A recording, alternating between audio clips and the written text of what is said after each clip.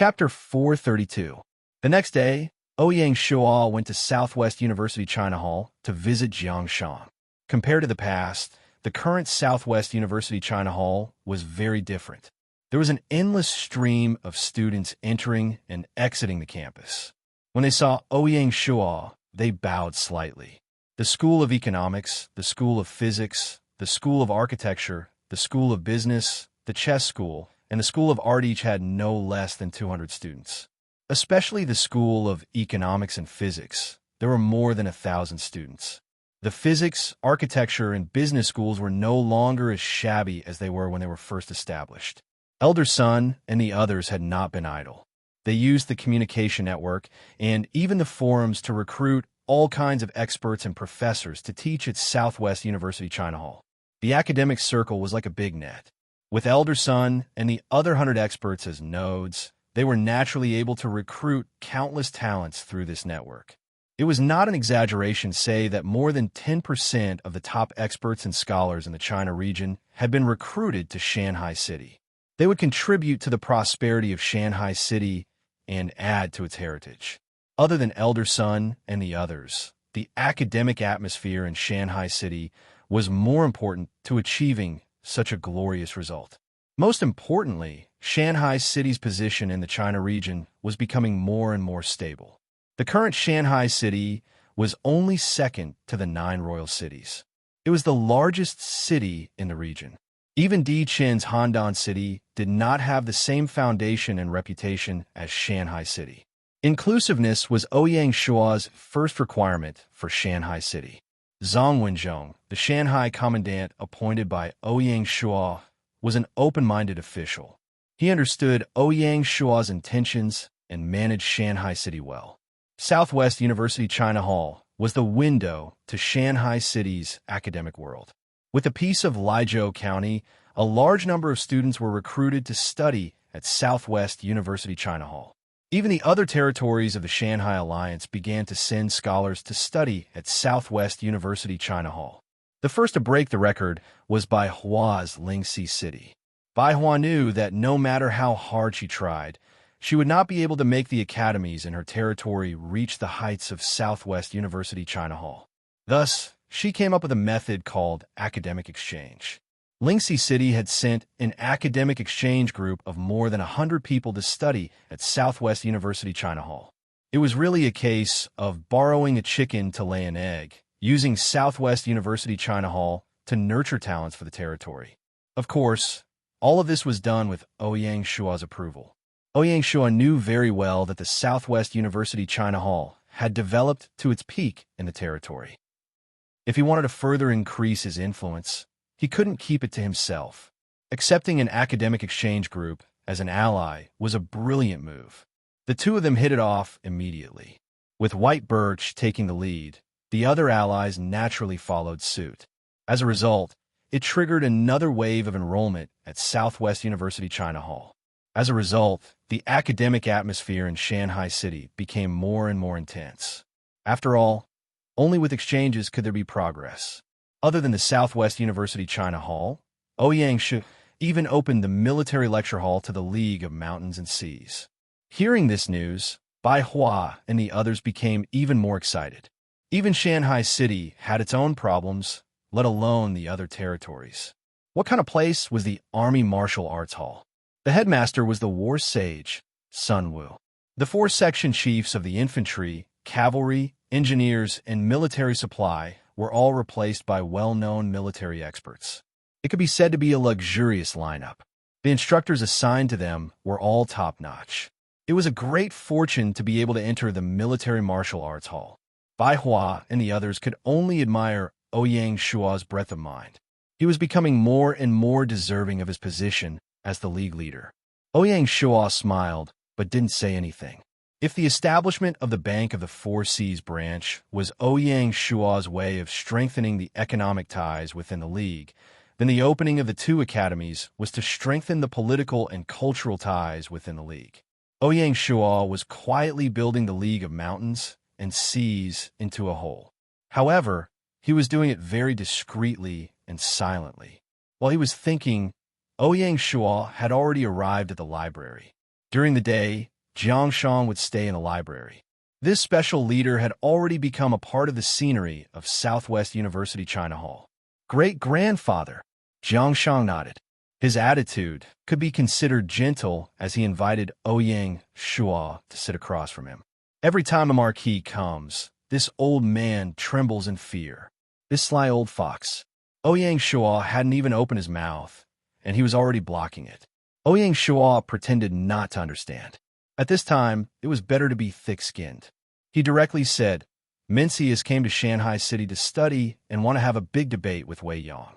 I want to use this as an opportunity to organize a contention conference to do my best as a host and to reignite the grand occasion of the 100 Schools of Thought.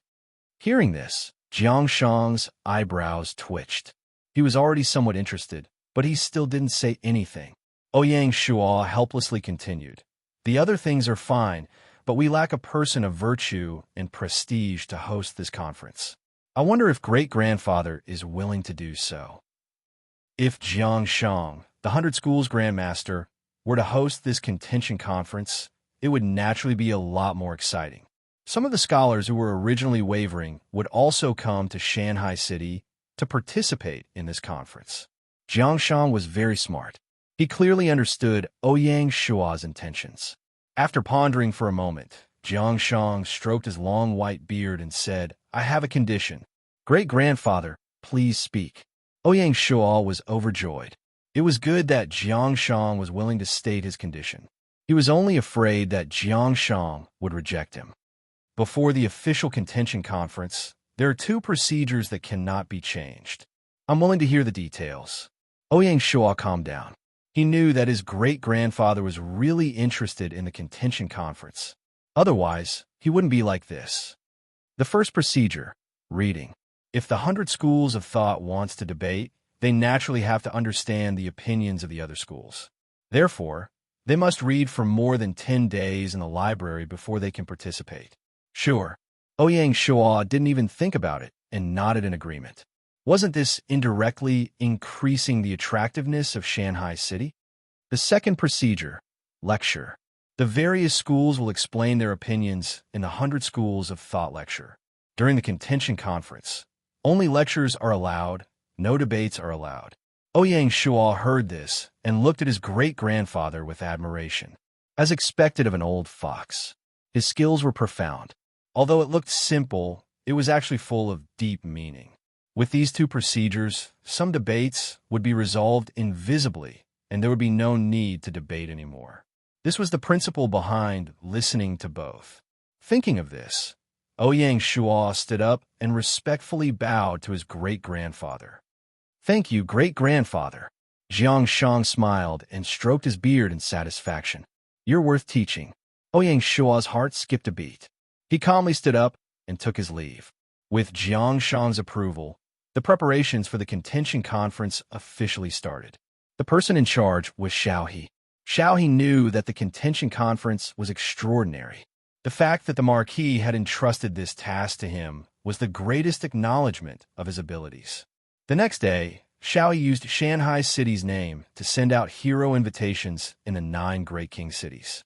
In the invitations, he used Jiangshang's name. Even the 3 procedures that Jiangshang had designed were clearly written. It was obvious that Xiaohe understood Jiangshang's irreplaceable role in this conference. He used Shanghai City's name instead of the Protectorate of Southern Border.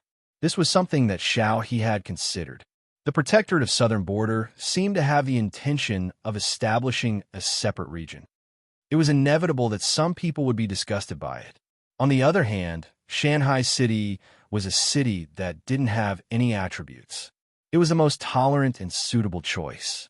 From this small detail, one could see Xiaohe's political wisdom.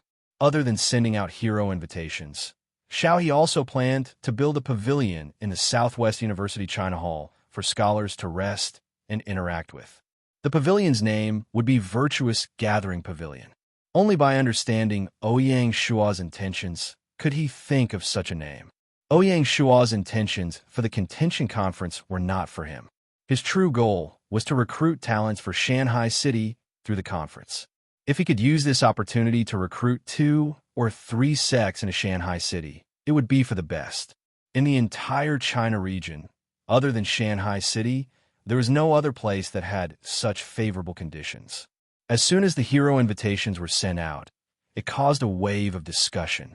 The consensus of the players was that the Marquis of Lian Province was about to make a big move.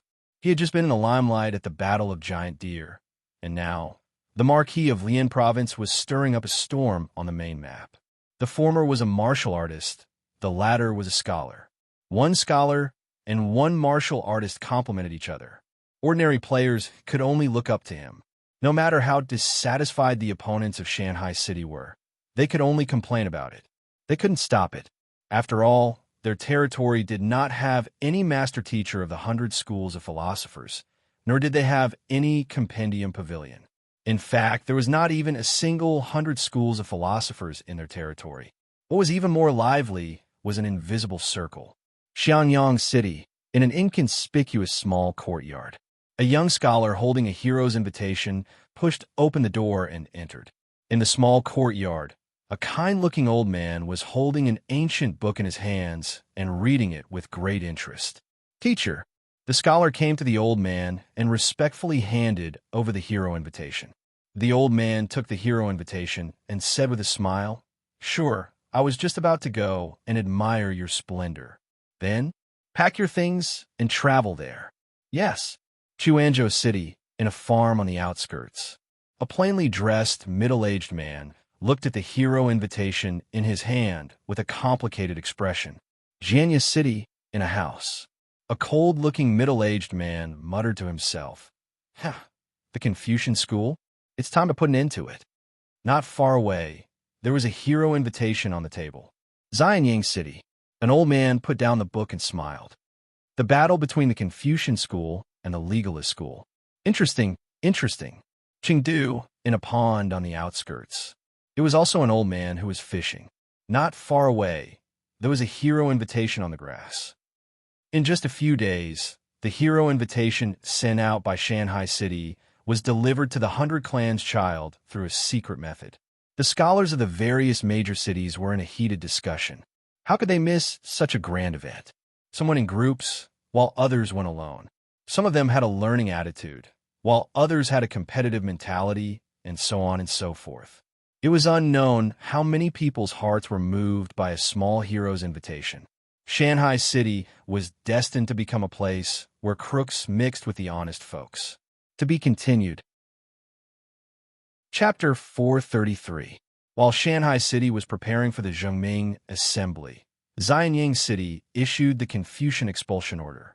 Qin Shi Huang declared that Xianyang City was the sole ruler of law. All Confucian scholars had to leave Xianyang City within 3 days, or they would be arrested and imprisoned. The world was in an uproar when the news came out. Qin Shi Huang's Confucian expulsion order pushed the conflict between Confucianism and law to a new peak. All the Confucian scholars were furious. The Confucian exorcism order reminded people of the famous burning books and burying scholars in history. First of all, the burning of books and entrapment of scholars happened at different points in time. Everything started from Qin Shi Huang's unification of the 6 states. After unifying the world, the political and economic reforms carried out by Qin Shi Huang were not smooth sailing. At the beginning of the unification, there was a debate on whether to enfeoff the princes as kings.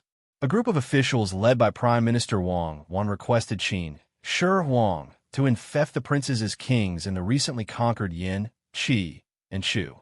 They believed that this would help consolidate Qin's rule. However, Li Si insisted on opposing the idea. He believed that the conflict between the princes during the spring and autumn and warring states periods was due to the enfeoffment of Western Zhou. Only by abolishing the enfeoffment system could the chaos be averted. Qin Shi Huang adopted Li Si's opinion. He believed that enfeoffment was equivalent to making enemies. Thus, he established the system of prefectures and counties throughout the country.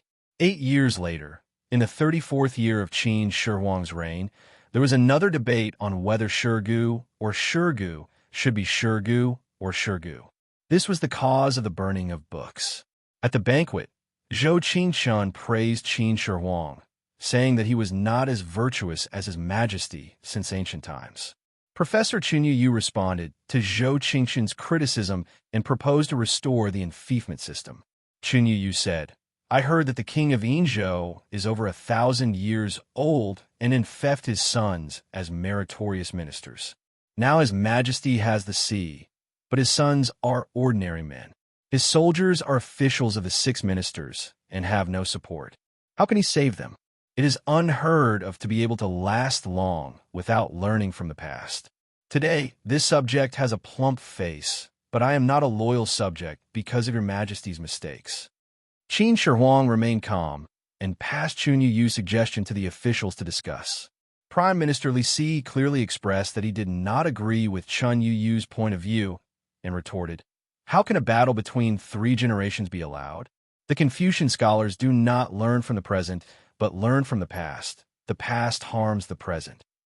If this is not prohibited, the main power will fall to the upper, the party will succeed the lower, and the unity may be destroyed." Emperor Qin adopted Li Si's suggestion and ordered the burning of all the historical records of the other kingdoms other than the records of Qin. He also ordered the burning of books on folk medicine and divination, as well as private collections of poems and books that do not belong to the doctor's library. Those who dare to talk about poetry and book were executed. Those who dare to talk about poetry and book were exterminated. Private schools were forbidden. Those who wanted to learn the laws and decrees had to learn from government officials. This was the burning of books. In the second year of the book burning, another incident occurred. Slandering Confucian scholars was not a direct continuation of the burning of books. It was caused by some necromancers and Confucian scholars slandering Emperor Qin. After Qin Shi Huang seized great power and enjoyed great wealth, he was very afraid of death. After unifying the world, he fantasized about seeking the elixir of immortality. The alchemists Ho Sheng, Lu Sheng, and the others catered to his needs and agreed to help him find this medicine. According to the laws of Qin, if the lie could not be fulfilled or the medicine they offered was ineffective, they would be sentenced to death.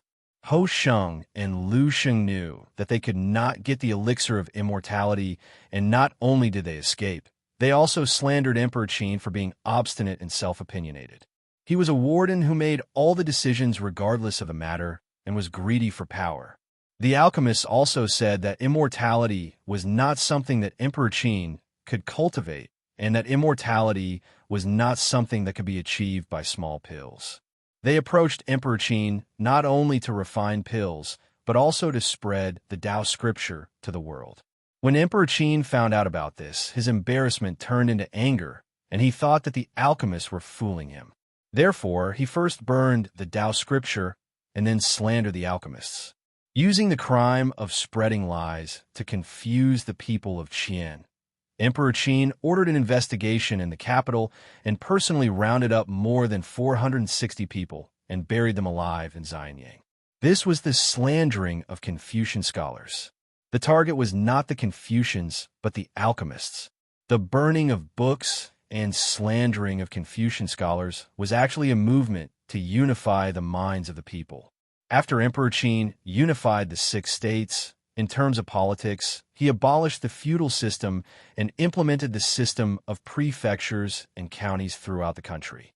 In terms of culture, he unified the written language and used the Xiaozhuan as the standard official language. In the economic field, he unified the currency, the weights and measures, etc. These measures were the basic elements of the unification of the country and were the elements that could be controlled by the violence of the country. However, some things were difficult for the powerful institutions of the country to control, especially in the early years of the Qin dynasty when the Warring States period had just ended. Hundreds of schools of thought were still contending, and the ideological field was extremely chaotic. The most important condition for a country to be unified was the degree to which common values could be formed, and ideological confusion was the greatest enemy of the formation of common values. Therefore, it was not enough to unify the political, economic, cultural, and other aspects. The most important and long-term unifying factor was the unification of ideas and the formation of a unified core of values. Only then could the unifying measures in the political, economic, cultural, and other areas be effective. At that time, the two biggest ideological trends were Confucianism and legalism. Confucianism and Moism were both famous schools of thought, but Moism focused more on the innovation of agricultural methods and farming. Taoism focused more on the study of the body and mind and the formation of the view of human nature. Famous scholars focused more on metaphysical and philosophical thinking. Confucianism respected the ancient, but Emperor Qin's unification of China was a new matter. The measures he adopted were also new and did not conform to the ideals of Confucianism. At that time, the aristocrats of the Six States also used the self-restraint of Confucianism to vainly attempt to restore the feudal system of the Zhou dynasty and regain their lost power. Therefore, for the newly unified Qin dynasty, unifying ideas was the key to maintaining the unification. Therefore, after Emperor Qin found a few Confucian scholars to find fault, a cultural movement to unify ideas began. The methods were a little fierce, but the objective effect was obvious. Although the unified Qin dynasty only lasted for a dozen years, all the rulers after Qin dynasty regarded unifying ideas as the key to maintaining their rule. When Emperor Wu of Han dismissed the 100 schools of thought and revered Confucianism alone, the ideology of China's unification was officially formed. Thereafter, all the rulers basically used Confucianism as the core ideology of the country. The Qin dynasties punishing Confucianism and the Han dynasties respecting Confucianism were essentially the same. They both wanted to unify ideas. In fact, since the Han dynasty, all the feudal rulers basically implemented the Yang Confucian-yin method, or true law famous Confucianism. On the surface, they adopted the Confucian viewpoint, but in reality, they used the methods of legalism. The emperor used the methods of legalism to rule the world, while using Confucianism to educate the people. Legalism emphasized law, techniques, and power. The ancients regarded these things as the art of emperors, as a way to control the people and officials. Confucianism, on the other hand, emphasized benevolence and propriety. The greatest benefit of benevolence and propriety was to form self-awareness from a moral point of view, without resorting to violence. It was a good tool to maintain the hierarchy, so the rulers of the past used Confucianism to educate the world. Emperor Qin's burning books and punishing Confucianism left an eternal infamy. People saw him as a tyrant, but in fact, this was an unjust accusation. This number was actually very small. In the long history of China, there were countless cases of people killing tens of thousands of people. However, this matter greatly offended the Confucian faction. Confucianism had always been a very rampant group since the Warring States period. It reflected that one had to have Confucianism as the center of a country, so it was not on good terms with the Maists. Emperor Wu of Han respected Confucianism and dismissed the other schools of thought, giving the Confucians an important position of power. After they succeeded, they pointed the blame at Emperor Qin, so Emperor Qin became an eternal tyrant, leaving a bad name for 1,000 years. Emperor Qin did not kill Chun Yu, and the killing of the warlocks was also dealt with according to the law. In ancient times, cheating the country's property was the crime of deceiving the emperor, and the crime of deceiving the emperor was punishable by death. Although it was regrettable to lose many valuable books, it was reasonable for Emperor Qin to burn books and punish Confucianism. Because of this, Emperor Qin entered Xianyang City and was familiar with the 5,000 years of history of China. When he found out that after his death, he was miserably deceived by the Confucians, how could he not be furious? This was how the Confucian exorcism order was born. Not killing all the Confucians in Xianyang City was already Emperor Qin's magnanimity. The Confucians in Xianyang City also knew that their predecessors had done something wrong, and retribution had arrived. They had no choice but to bear the blame. In a short period of time, a large number of civil officials in the various government agencies of Xianyang City voluntarily resigned. The wave of resignations did not affect the operations of Xianyang City. This was because Emperor Qin was not alone. Li Si and a group of important officials also moved into Xianyang City with him.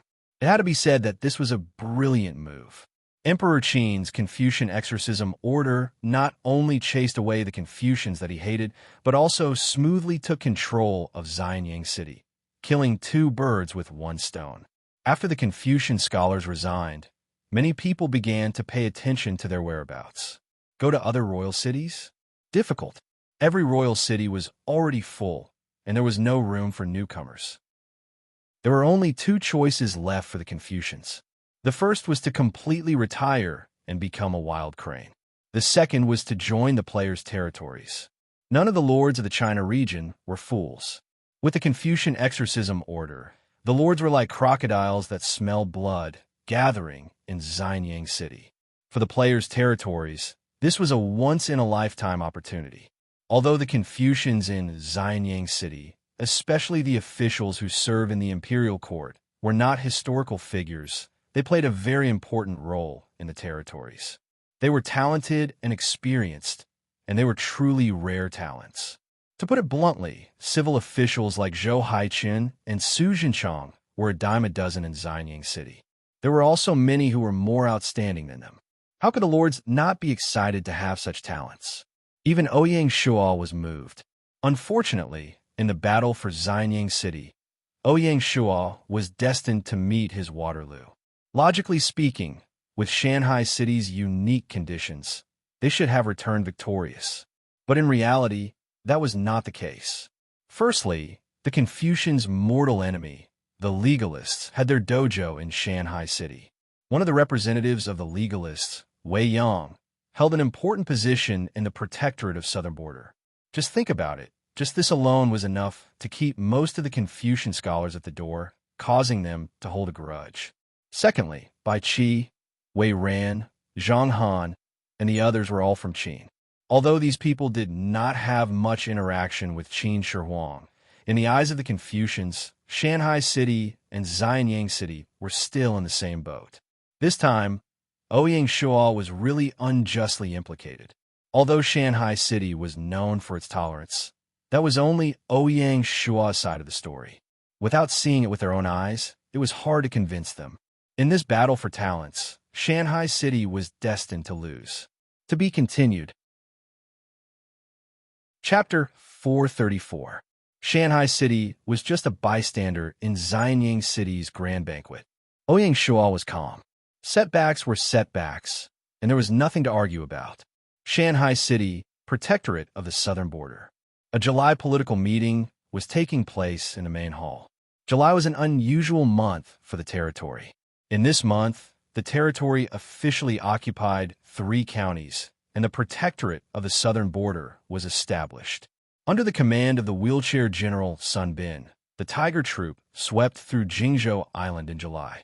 Whether it was the natives or the territories of the players, they were all destroyed by the army. To Sun Bin, sweeping through Jingzhou Island was just a small test. This young commander-in-chief would definitely shine even brighter in the future battles. The most frightening thing was that Sun Bin was still improving. Ouyang Shual had chatted with Sun Wu before, so he knew that Sun Bin would still keep in touch with his grandfather during the battles and exchange their insights on the art of war. From Sun Wu's tone, it was not difficult for Ouyang Shual to discover the war saint's expectations and admiration for his grandson. This was the blessing of the war saint and the territory. The commander of the Tiger Troops' 2nd Division, Dai Qin, was conferred the title of Bandit General due to his bravery and outstanding performance. This black tiger of the grasslands had finally swept away the gloom of the Battle of Lian Province and regained his dazzling brilliance. Apart from Dai Qin, the deputy commander of the 3rd Division, Shan Zhu, also had a dazzling performance. According to the report that Sun Bin sent to Ouyang Shual, this young master of the Li tribe was improving at a godly speed. Under Chao Yao's guidance, Shan Zhu's ability to command became stronger day by day. A star was slowly rising over Jingzhou Island. After the battle, the Tiger Troop had captured more than 70,000 soldiers. Among them were soldiers from the territory and young warriors of the Li tribe and the other native tribes. The number of ordinary people captured had also reached more than 400,000. The number of tribes that had been conquered was no less than 40. The entire Jingzhou island was groaning under the blade of the Tiger Troop. The prisoners of war were selected and reorganized into the Jingzhou Garrison Division. Su Wang, the commander of the 3rd Brigade of the Tiger Troop's 2nd Division, was appointed as the commander of the Jingzhou Garrison Division. After forming the Cheongzhou County Guard Division, the Tiger Troop could reinforce other battlefields at any time. After the tempering of successive battles, the 3rd Division of the Tiger Troop, the 1st Division of the mountain troops in the territory, had gradually taken shape and possessed a powerful combat strength. His performance was especially eye-catching in mountain battles. The contribution of the 3rd Division in taking over the northern mountainous region of Jingzhou Island couldn't go unnoticed. After receiving the news, Ouyang Shuo immediately ordered the military office to transfer the 3rd Division of the Stalwart Tiger Legion to Shanghai City. Together with the 1st Division of the Dragongxiang Legion, they would cross the 100,000 mountain range and attack Chiyu City. The 1st Regiment, led by Shi Wansui, had been stationed at Duanan Manor at the border of the 100,000 mountains. During this period of time, Shi Wansui was not idle either. While stationed here, Shi Wansui consciously trained the army's ability to fight in the mountains. He even went to the mountain barbarian tribes and asked them for advice on how to survive in the jungle. Apart from that, he also had to arrange for scouts to find a suitable marching route. Also, along the way, they would set up supply points to ensure the army supplies. Shi Wansui was not only valiant in battle, but he was also exceptionally experienced in commanding troops in battle. With the 2 divisions together, Ouyang Shuo was even more confident in crossing the 100,000 mountain range. Once this marching route was opened, its significance would be extraordinary. Not only would it provide a marching route for the attack on Chiyu City, but it would also directly connect Lianzhou County to the outside world. With the expansion of the territory, the weakness of Lianzhou Basin's position began to be exposed. Being closed off had its advantages and disadvantages. When the territory was still weak, the advantages outweighed the disadvantages of being closed off. It could prevent interference from other forces and allow the territory to develop in peace. The fact that the peasant rebels in the wilderness were unable to invade Lianzhou Basin was the best proof of this.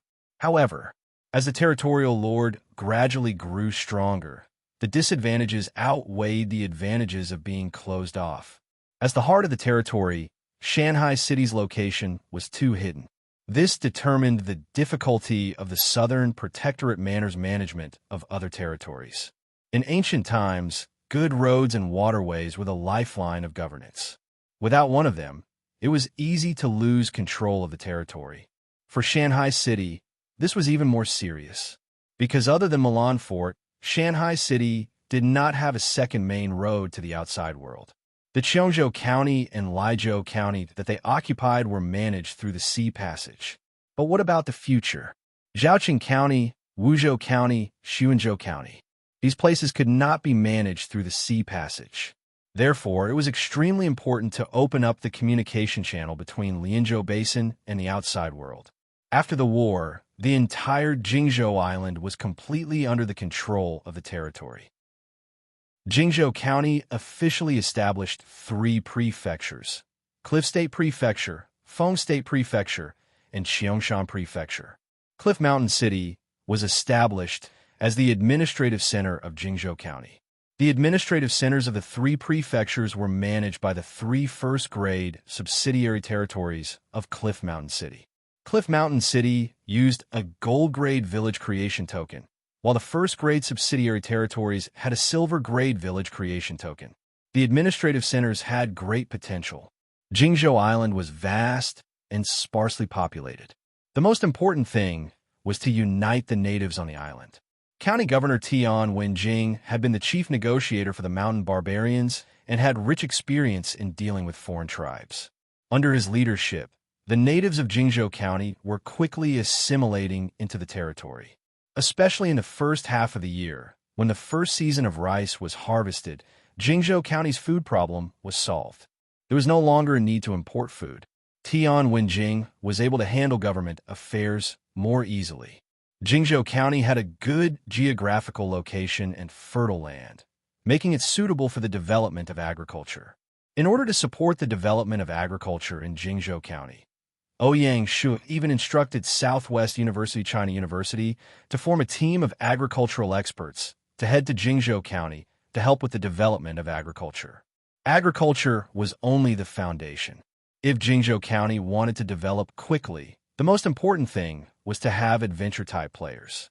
In the entire Jingzhou Island, apart from the vast Five-Finger Mountain and the Nanshan Grotto Heaven Secret Realm, there was another place that attracted the attention of adventure-type players. It was the vast ocean. Not only were there all sorts of islands in the vast ocean, but there were also countless pirates, treasures, rare materials, fortuitous encounters. Everything was so full of imagination. To adventure-type players, the vast ocean was even more tempting than the Five-Finger Mountain. Sun Xiaoye, who was in charge of Cliff Mountain City, decisively sent a letter to Ouyang Shua based on the information she had observed. She suggested building a large shipyard in Cliff Mountain City to build all sorts of merchant ships and small to medium-sized warships. The ships would either be rented or sold directly. They would guide adventure-type players to the vast ocean to explore the secrets of the ocean. Ouyang Shua received the letter and immediately replied, "Agreed." Xiaoye's eyes were indeed sharp. That inconspicuous suggestion would bring endless wealth to Cliff Mountain City in the future. When the three guilds of the League of Mountains and Seas, Guild Alliance, received the news, they immediately said that they would form a fleet to explore the overseas islands. Lin Jing was even more impressive. She directly asked Ouyang Shua to give her a fortress ship as a flagship. She was going to explore the overseas islands herself. After passing the Southern Heaven Grotto Heaven Secret Realm, Lin Jing had been exploring the Five-Finger Mountain. During that time, she had also caught a spirit disc, the golden-spotted swallowtail butterfly, just like Song Jia. Since then, Cliff Mountain's appeal to Lin Jing had been greatly reduced. Just when she was about to return to Jianya, she received such a piece of news.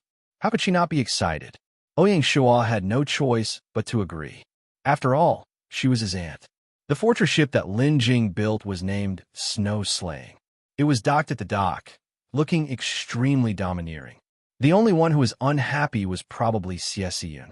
This strong woman complained that Lin Jing was playing too much and would not help Jianya. Ouyang Shua, of course, kept silent about the matter between them.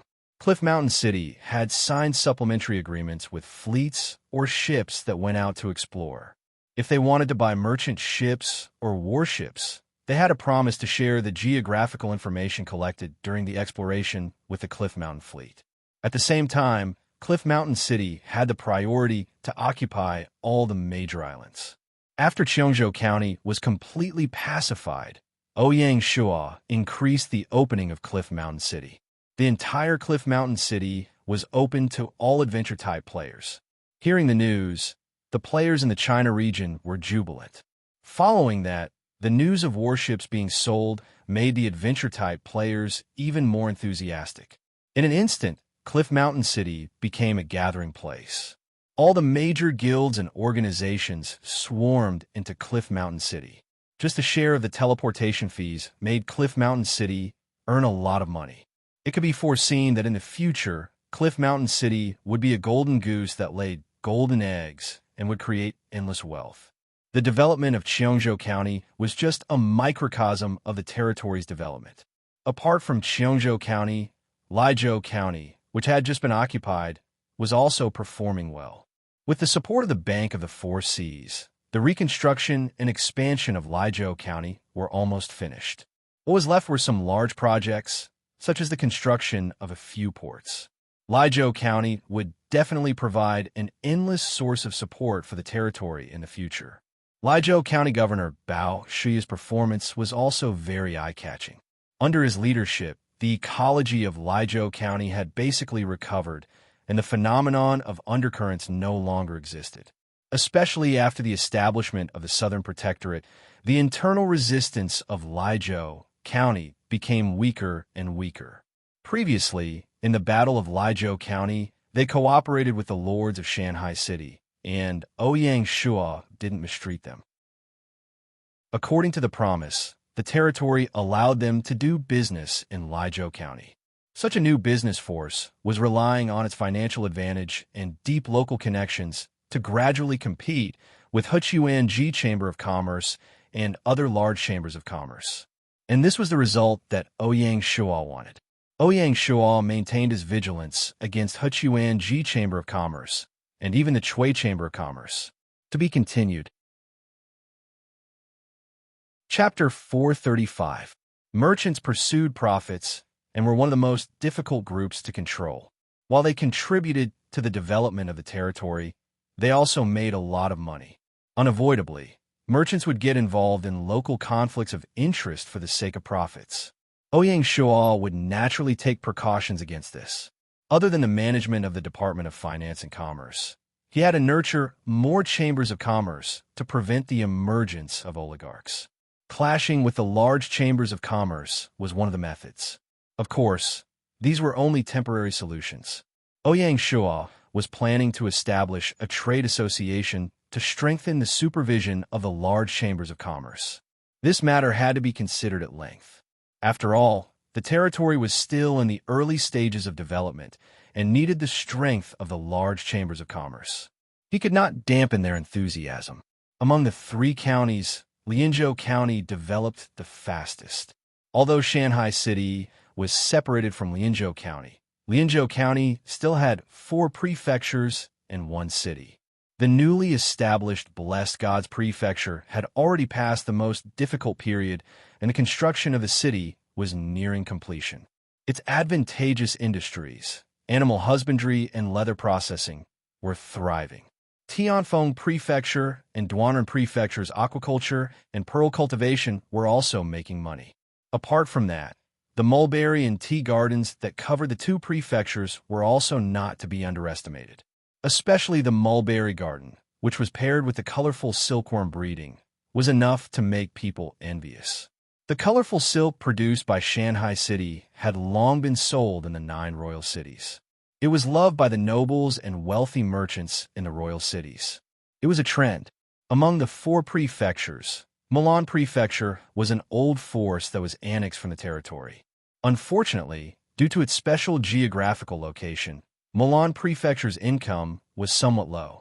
The most important reason was that Milan Prefecture did not have any advantageous industries. It was estimated that only after occupying the entire Guangxi province would Mulan Manor be able to rise from the ashes. Of course, no matter how dazzling the 3 prefectures were, they could not overshadow Shanghai City. The construction of Shanghai City's outer city was still in full swing. Every day, more than 1,000 people came to Shanghai City to settle down.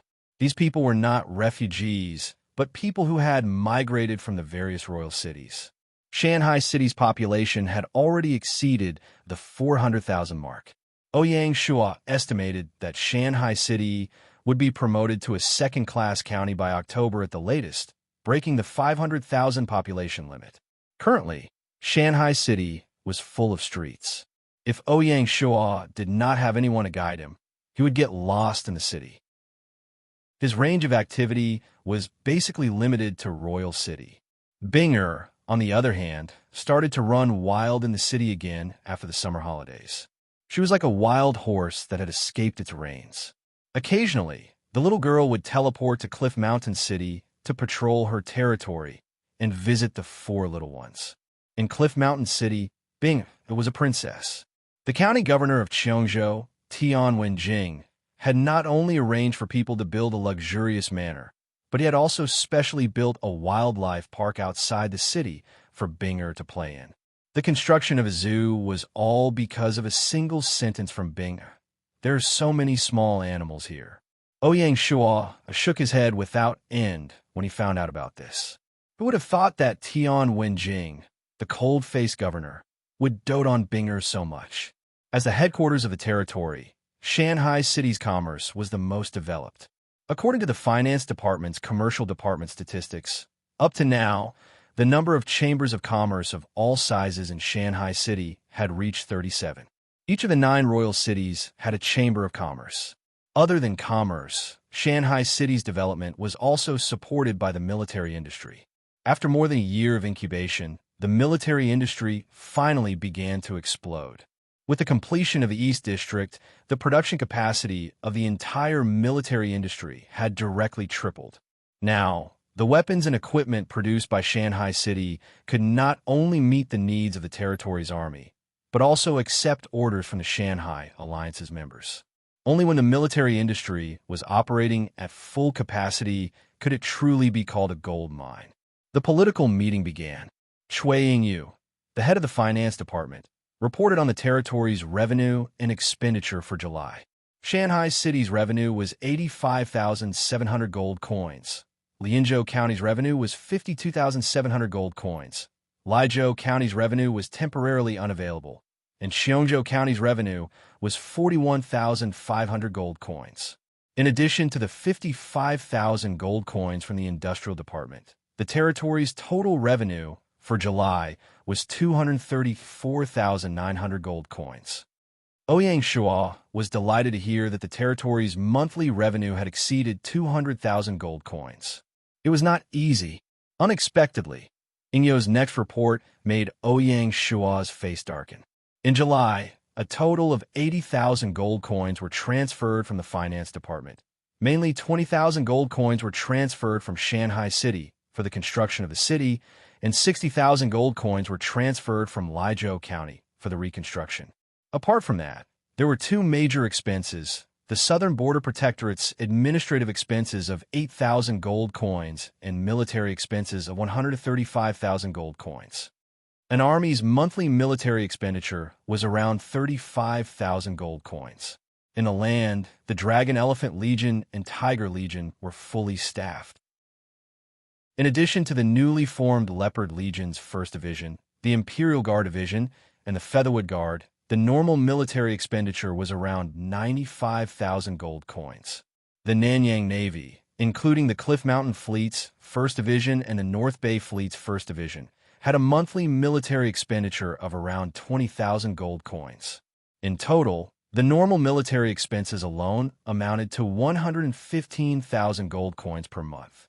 The military expenditure for July also included the compensation for the Battle of Liizhou and the Battle of Giant Deer.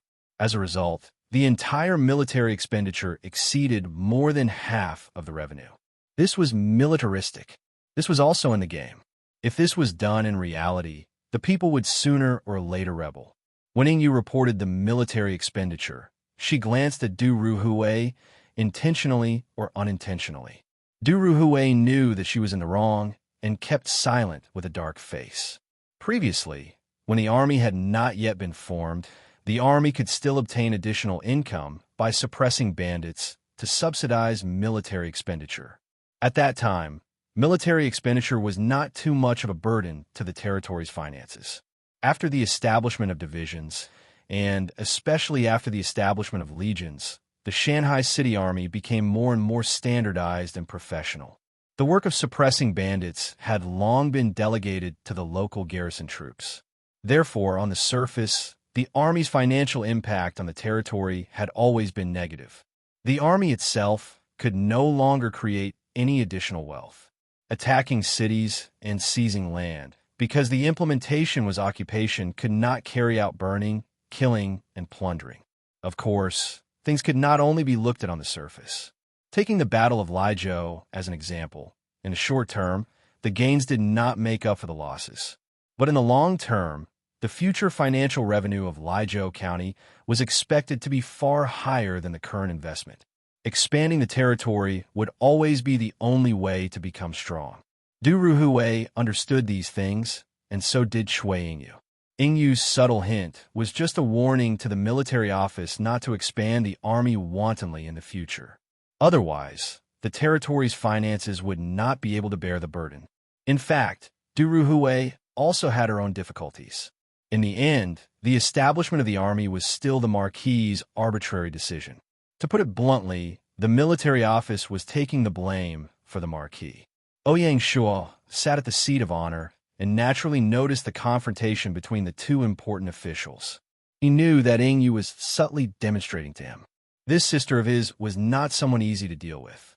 As Ouyang Shua's status rose, Ing Yu would no longer directly rebuke him.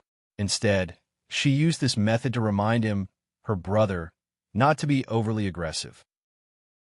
In fact, Ouyang Shua had already consciously controlled the size of the army. Not to mention anything else, just take the Battle of Jingzhou as an example. Sun Bin led the Tiger Troop and captured more than 70,000 soldiers.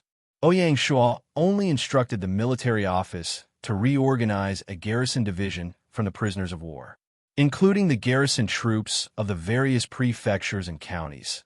Less than a third of the soldiers were reorganized. However, no matter how much they reduced the size of the army, it was inevitable that the overall size of the army would grow day by day. Think about it. Without these elite troops, where would Ouyang Shua get the confidence to fight for the world? As the saying goes, you can't have your cake and eat it too. At this stage, Ouyang Shua had to tilt towards the military and political sectors. A strong army was the most important goal. After establishing the Southern Border Governor's Office, Ouyang Shua no longer kept any territory funds. In his storage bag, he only kept 10 to 20,000 gold coins as pocket money. The territory's financial income was basically invested into the territory's construction. The territory's prosperity was his prosperity. According to Ing Yu's report, the territory's net financial income in July was only 11,900 gold coins. Next month, the financial income should improve. The most fundamental thing was that Liuzhou County not only no longer needed financial transfer payments, but could also turn over financial income. One in and one out, it was not a small number. And he was not as optimistic about this as Ouyang Shua, for no other reason than the fact that the war in Zhaoqing was in full swing. It could be foreseen that in the future, Zhaoqing County would be a mess waiting to be cleaned up. After Ing Yu finished her report, she took her leave. Next was to discuss the establishment of the Warden Office. After the establishment of the Southern Border Protectorate, the establishment of the organization became more and more standardized. Ouyang Shua stipulated that the establishment of the organization could be proposed by the ministers and examined by the Administrative Bureau before it could be brought to the government for formal discussion and then handed over to Ouyang Shua to make the final decision. This arrangement was also to prevent Ouyang Shua from becoming arrogant in the future. When a person held a high position for a long time, they would become used to dictating the world, and their vision would inevitably be clouded. If this continued, it would be easy for them to not listen to the suggestions of the ministers. Ouyang Shua did not want to become that kind of person. However, if there was no reasonable design of the system with the current trend, he would definitely become that kind of person. For this reason, Ouyang Shua took precautions and restrained himself while his mind was still clear. Regarding this, Fan Zhongyin and the other ministers were extremely gratified. With such a wise ruler, why would he need to worry about his hegemony? Under Xiao He's proposal and the Administrative Bureau Chief's examination, they unanimously agreed to establish the Warden Office under the framework of the Military Bureau. The Warden Office had two responsibilities. First, to manage the carriage of the Southern Border Protectorate. When Ouyang Shua went out, he would usually ride a horse and not a carriage. As the construction of Shanghai City gradually improved, Fan Zhongyin and the others proposed that Ouyang Shua would also have to ride a carriage when going out. According to them, this was a matter of law and could not be done casually. Only by doing so could he display the authority of the Southern Border Protectorate. Ouyang Shua could only compromise. Fortunately, he did not have many opportunities to go out. With Ouyang Shua's personality, he was not used to riding a carriage. Second, to manage the management of the territory's horses. All the major horse farms, including the Storm Valley Horse Farm and the Favored Manor Horse Farm, were managed by the Warden Office. The head of the Warden Office was naturally Xia Hoang. With this, the 4 talents from the Battle of Giant Deer were settled. To be continued. Chapter 436. As the hero invitations were sent out, scholars from all over the world started pouring into Shanghai City. The virtuous assembly tower of the Southwest University China Hall has already been completed, and we respectfully welcome all of you to move in. Among the philosophers, the first to arrive were Shun Buhai and Shun Dao of the school of legalism. The three factions of legalism were Fa, Shu, and Force. The representatives were Wei Yang, Shun Buhai, and Shun Dao. When it came to Han Fizi, he was a master of legalism, combining law, technique, and momentum. Wei Yang appeared and received Shun Buhai and Shinji. Shun Buhai was a skinny middle-aged man with a handsome face. He was serious in speech and manner, and his expression was cold. Those who knew him would know that he was a typical person who was cold on the outside, but warm on the inside. This was a benevolent old man who could make people feel like they were bathing in the spring breeze the moment they met him. In addition to being a famous scholar of legalism, he was also one of the representatives of the Taoist Huang Lao school. The three of them had interacted during the Warring States period. Now that they met again, they were naturally very intimate. Brother Wei Yang, quick. The three of us should discuss how we should deal with the Confucians. Shun Buhai was an impatient person. As soon as they met, he pulled Wei Yang along to discuss the debate with the Confucians. Seeing this, Wei Yang was secretly amused. Wei Yang could not say that he understood the Marquis's thoughts completely, but he had at least a good grasp of them. He knew that the Marquis's goal was not to let the Confucian and legalist schools fight to see who was stronger. In reality, it was difficult to determine the victor. The present was different from the past. The 100 Clans disciples had traversed through time and space to gather here.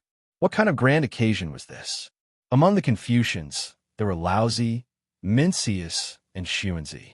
Among the legalists, there was also Han Fizi, who was a master in the later generations.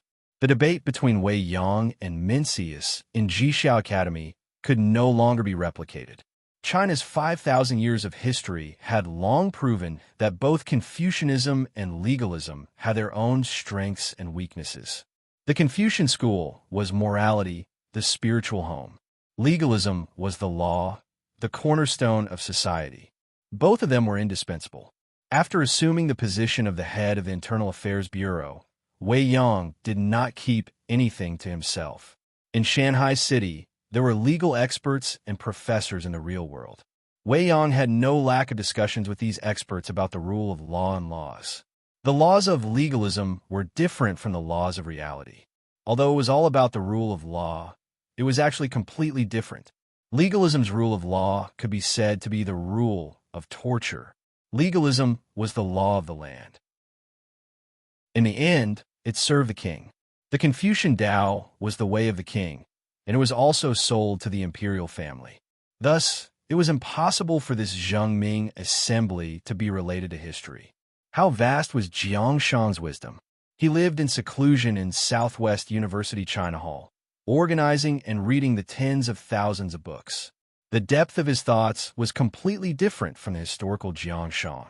It was precisely because Jiangshang had seen through the essence of the Zhengming conference that he had set up the two procedures, reading and lecture, which had deeper meanings. Wei Yang's intelligence was similarly unfathomable. Seeing that Shun Buhai was so anxious, Wei Yang smiled and said, "Brother Shun, why are you so anxious? The legalists will have to wait for Han Fizi to preside over the battle between the Confucians and legalists." "That's true." Shun Buhai nodded and said, "If that's the case, why don't Brother Wei Yang introduce us to great-grandfather?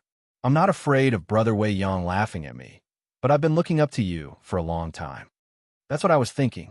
Shun stood at the side and quietly listened to the conversation between the two. Then, he smiled and said, "Let's go together."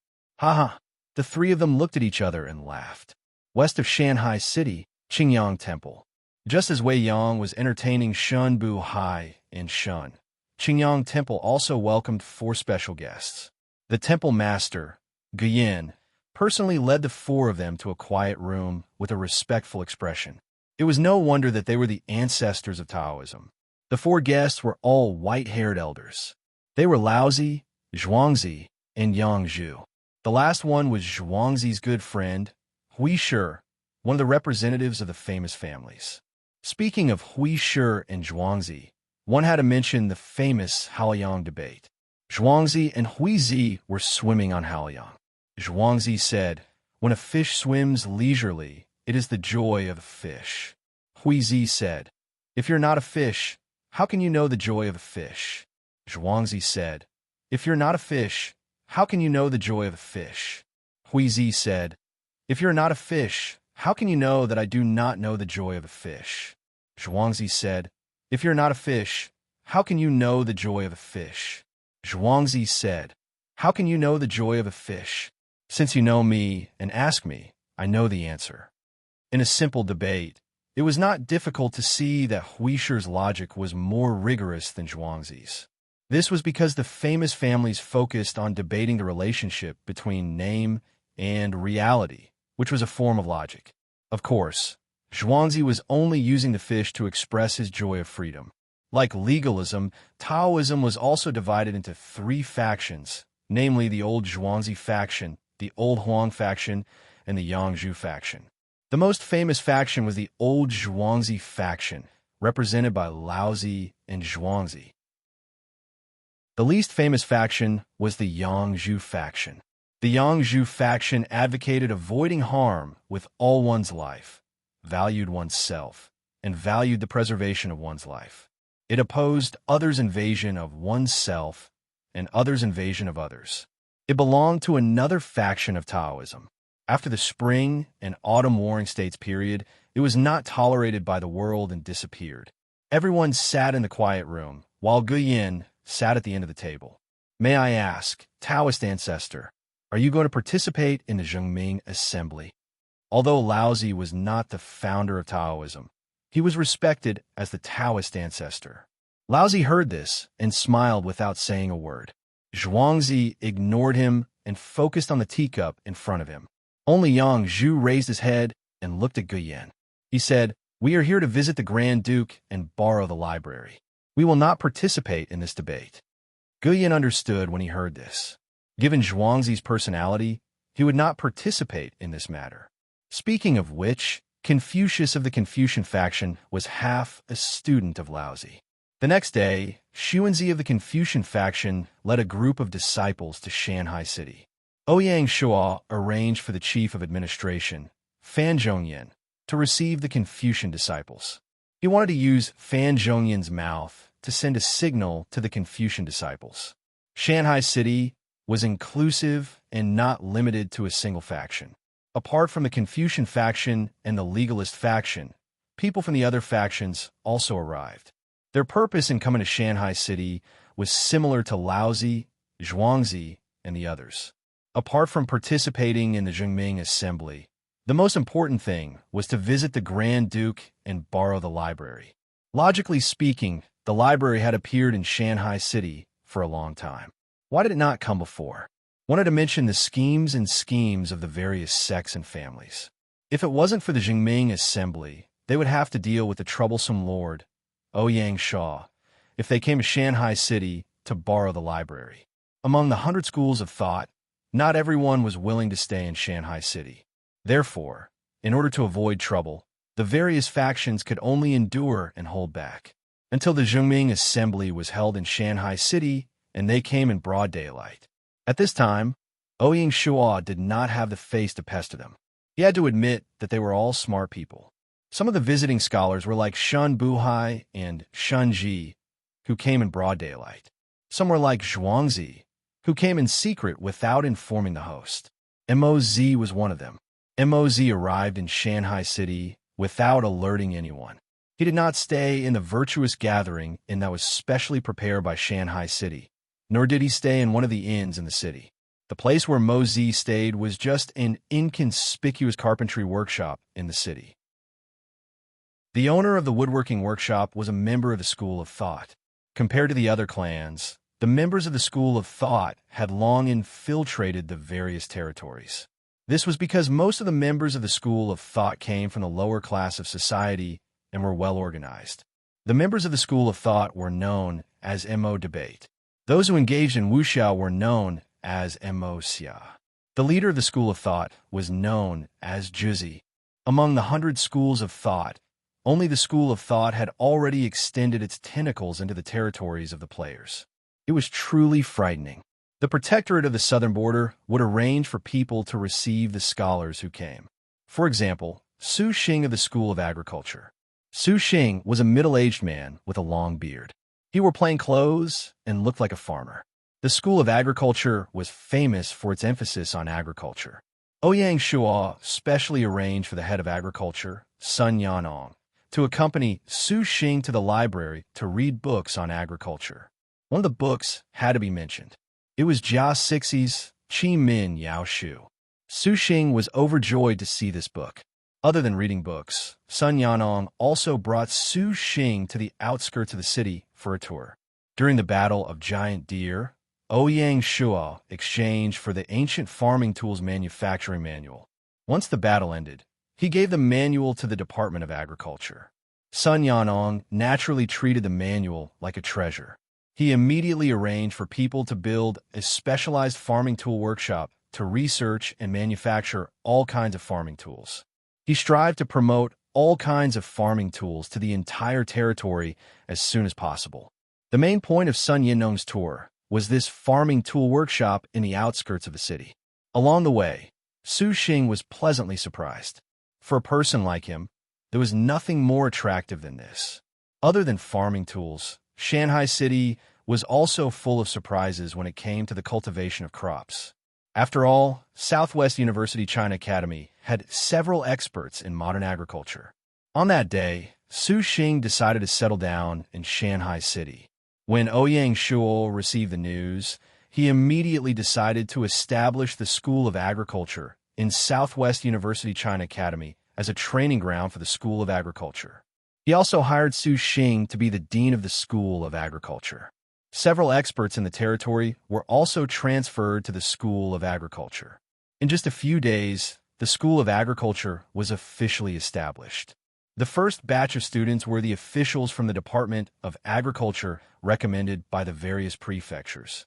On the first day of school, Ouyang Shuo received a system announcement. System announcement.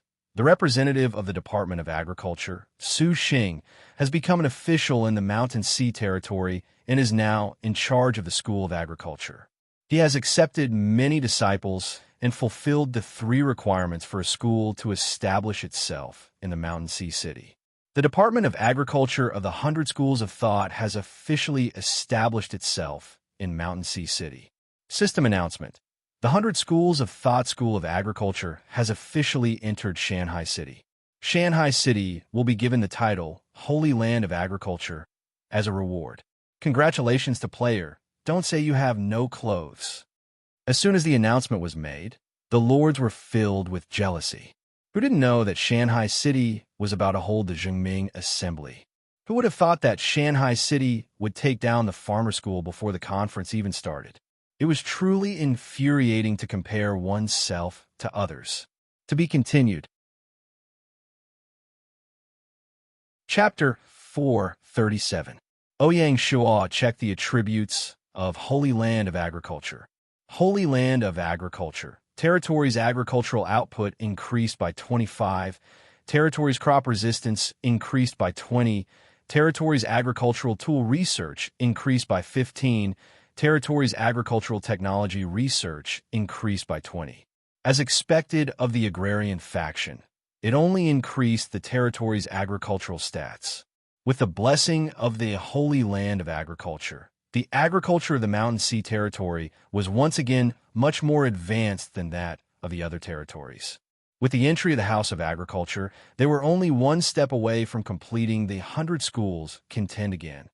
Mission requirements. Recreate the grand occasion of Jixiao Academy's gathering of sects in the past.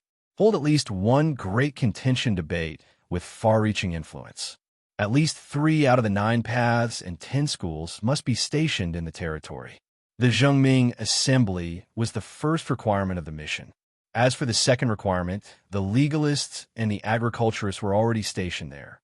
As long as he roped in one more, the mission would be complete. Ouyang Shuo made a simple analysis. The remaining schools were the Confucians, Taoists, Mahists, Famers, Yin-Yang, School of Vertical and Horizontal, School of Miscellany, and School of Novels. Let's start with the last-ranked novelist. Although the School of Novels was a school of its own, it was regarded as a second-rate school, which was why there was a saying, 9 streams and 10 schools. During the spring and autumn, warring states, and even during the Qin and Han dynasties, there were very few authoritative figures among novelists. It was not until the Ming and Qing dynasties that novelists began to shine. Great novelists such as Chao Shuai-qian, Shi Nian, Luo Guanzhong, and Wu Qingjin emerged. Thus, novelists could be eliminated first and not considered for the time being. He reckoned that no one from the school of novels would be participating in the Zhengming assembly. Furthermore, the Confucian, Taoist, and Mahist clans were all great clans.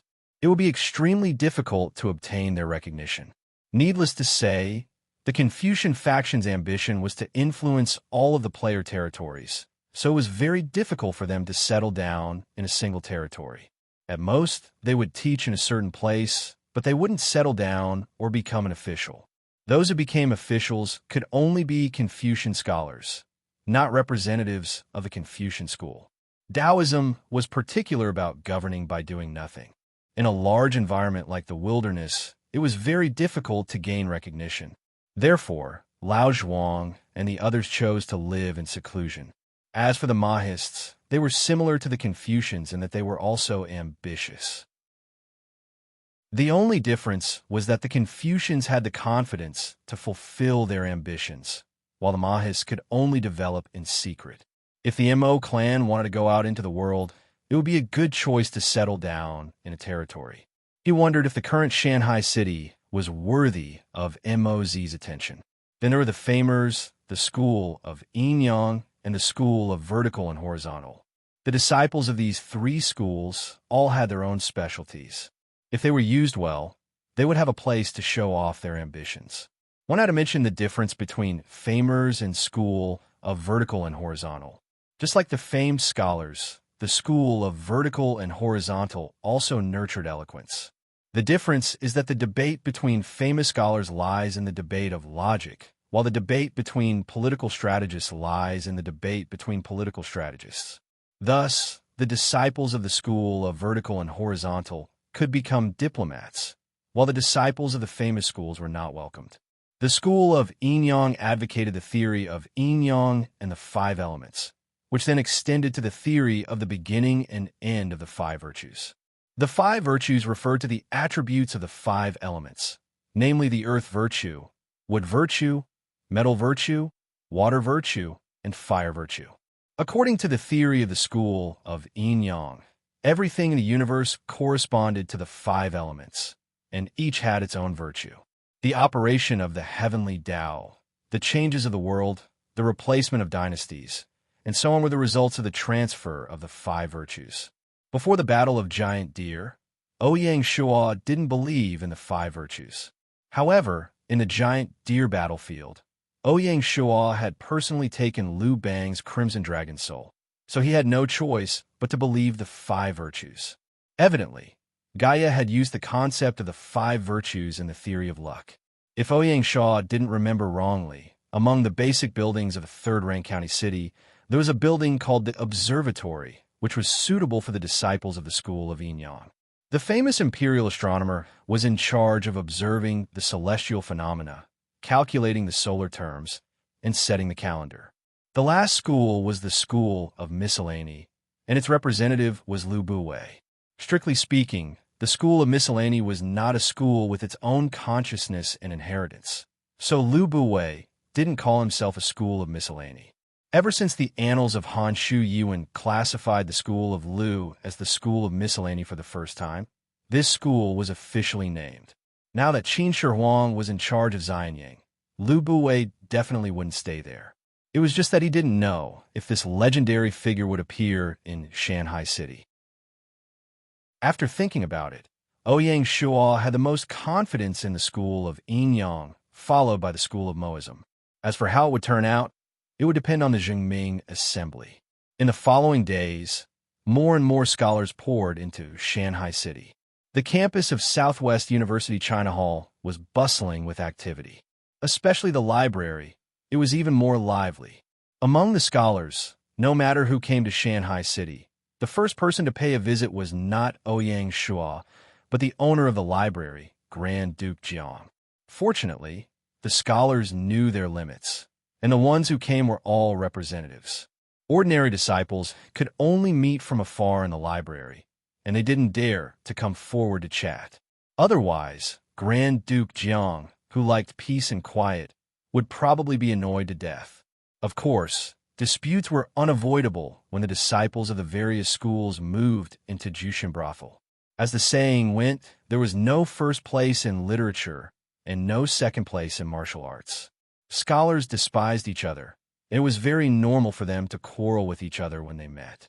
Needless to say, during the spring and autumn and warring states period, there was some animosity between the various schools. The enmity between them was even more intense. As Ouyang Shua's representative and the organizer of the Zhengming Assembly, Xiaoyi moved into Jushin brothel as well, and he brought people to mediate the disputes every day. In the end, it was Jiang Shang who stepped forward. Grand Duke Jiang officially announced the start of the Zhengming Assembly's first reading session. There was no need for the scholars to argue with each other, and they would first go to the library to study for a week. Since Grand Duke Jiang had spoken, the scholars didn't dare to disobey. Only then did the storm calm down slightly. Other than arguing, the scholars who moved into Jushin brothel were also particular about their food. Not everyone was like old Zhuang and the others, who had no desires. Especially after the various schools and sects moved into the wilderness, the newly recruited disciples still didn't have enough to eat. Not to mention how much they knew about their own school's theories. Just their material needs were enough to make people frown. When the forest was big, there were all kinds of birds. According to Xiaoyi's observation, among the scholars, there were those who came to cheat for food and drink. When Ouyang Shua heard the news, he didn't get angry. As the host, he still had to have this bit of tolerance. He immediately instructed Sangha Restaurant to provide special food and drink for Jushin brothel every day. Only then did the shouts of the scholars finally calm down. There were some shameless people who directly rushed to Sangha Restaurant to eat, and after eating, they didn't even pay the bill and directly said, "I'm from a certain school," and left. Such behavior really brought shame to the various schools and sections. These scholars basically didn't belong to the 9 or 10 schools. Ouyang Shua had never heard of any of the schools that they mentioned. How could they think of them? Speaking of which, the spring and autumn warring states period was known as the 100 schools of thought contending. Perhaps even the people of the warring states period had no way of knowing how many schools there were. To exaggerate, one person could form a family or a school. They also didn't care what ideas these schools and families had. They just needed to raise the flag first. Thinking about it, even a big family like the Mo family gradually disappeared in the future. It was even more difficult for other nameless people to survive, and they had long been buried in the long river of history. No one knew how Gaia created them. These people just wanted to use the contending conference to gain some sense of existence. Even so, Ouyang Shua didn't neglect it. Who knew? Among these people, were there 1 or 2 people with real talent? As long as he could find one, it would be considered a profit. It was a few dishes and wine. Even if there wasn't a single person, he could still gain a good reputation. So why not? As the saying went, one's mouth was tied after eating from others. These scholars were served with good wine and food in Shanghai City. After going back, they should at least put in a good word for Shanghai City, right? One word from each person would be enough to make Shanghai City famous. Although reputation was something that couldn't be touched, it was really useful at critical moments. For example, the Confucian exorcism order of Xianyang City. The other lords had gained a lot, but Shanghai City had gained nothing. Wasn't that a disaster caused by reputation? It was said that Di Chun had found several great talents in Xianyang City, which made Ouyang Shua very jealous. Even the other members of the Shanghai Alliance had gained a lot. Thinking of the siege lion showing off in the Alliance channel, Ouyang Shua gritted his teeth. How disappointing! The only thing that made Ouyang Shua feel gratified was that some Confucian scholars in Xianyang City hadn't decided which territory to join. Instead, they followed Mencius, Xuanzi, and the others to Shanghai City to participate in the contending conference. Whether they could make a comeback or not depended on this. Speaking of which, after the big shots of the various families settled in, only Laozi and Han Fei were left. Even Lu Buwei, Su Qin, and Zhang Yi had arrived at Shanghai City. Ouyang Shuo was indeed a little surprised. Ouyang Shuo specially asked the Lianzhou County Governor, Wei Ran, to rush back to Shanghai City to accompany Lu Buwei and the others. He didn't have any ambition. He didn't expect Lu Buwei to become an official in Shanghai City. To be honest, even if Lu Buwei was willing, Ouyang Shuo still had concerns. This person was too smart. Ouyang Shuo didn't dare to use him. However, Ouyang Shuo was a little interested in Su Qin and Zhang Yi.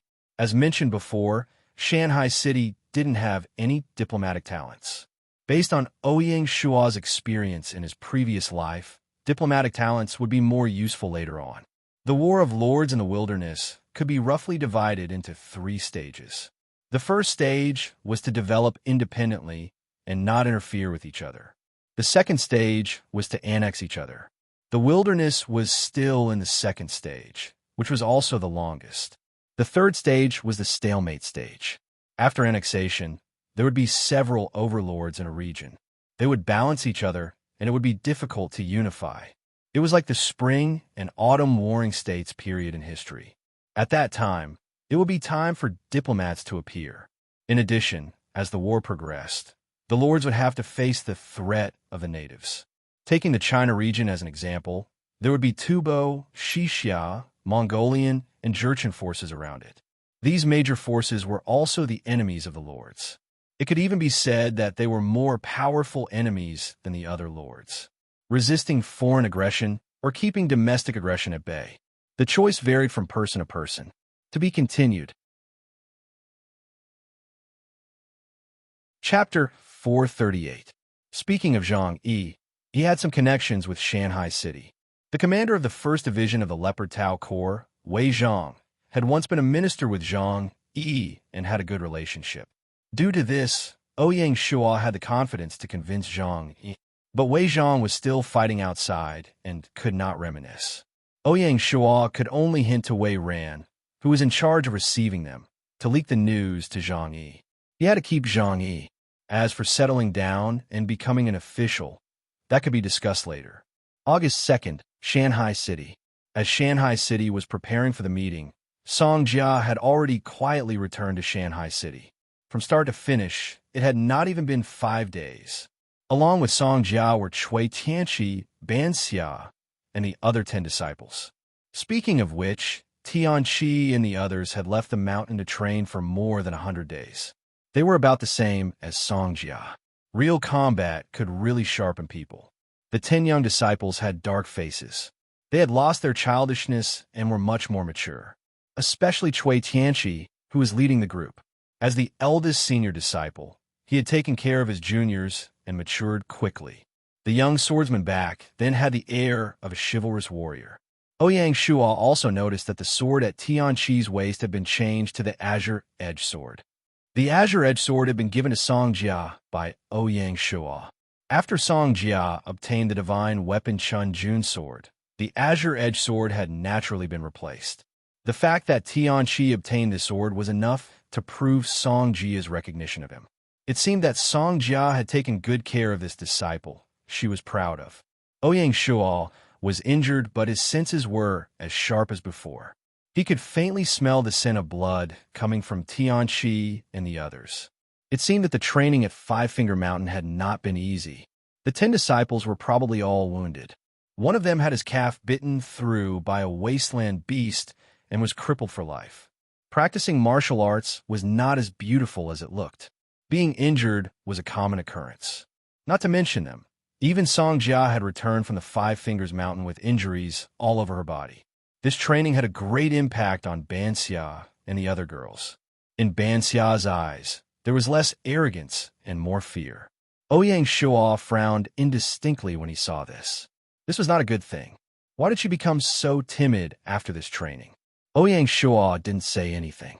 Presumably, Song Jia was aware of this in her heart. Greetings, Marquis. Inside the side hall, The 10 disciples saluted Ouyang Shua. Ouyang Shua nodded and gestured to his personal guard. Then, 2 guards carried a heavy wooden box into the hall. The guards carried the wooden chest to the center of the hall and opened it on the spot. Inside the wooden box, there were 10 swords and 10 sets of training clothes neatly arranged.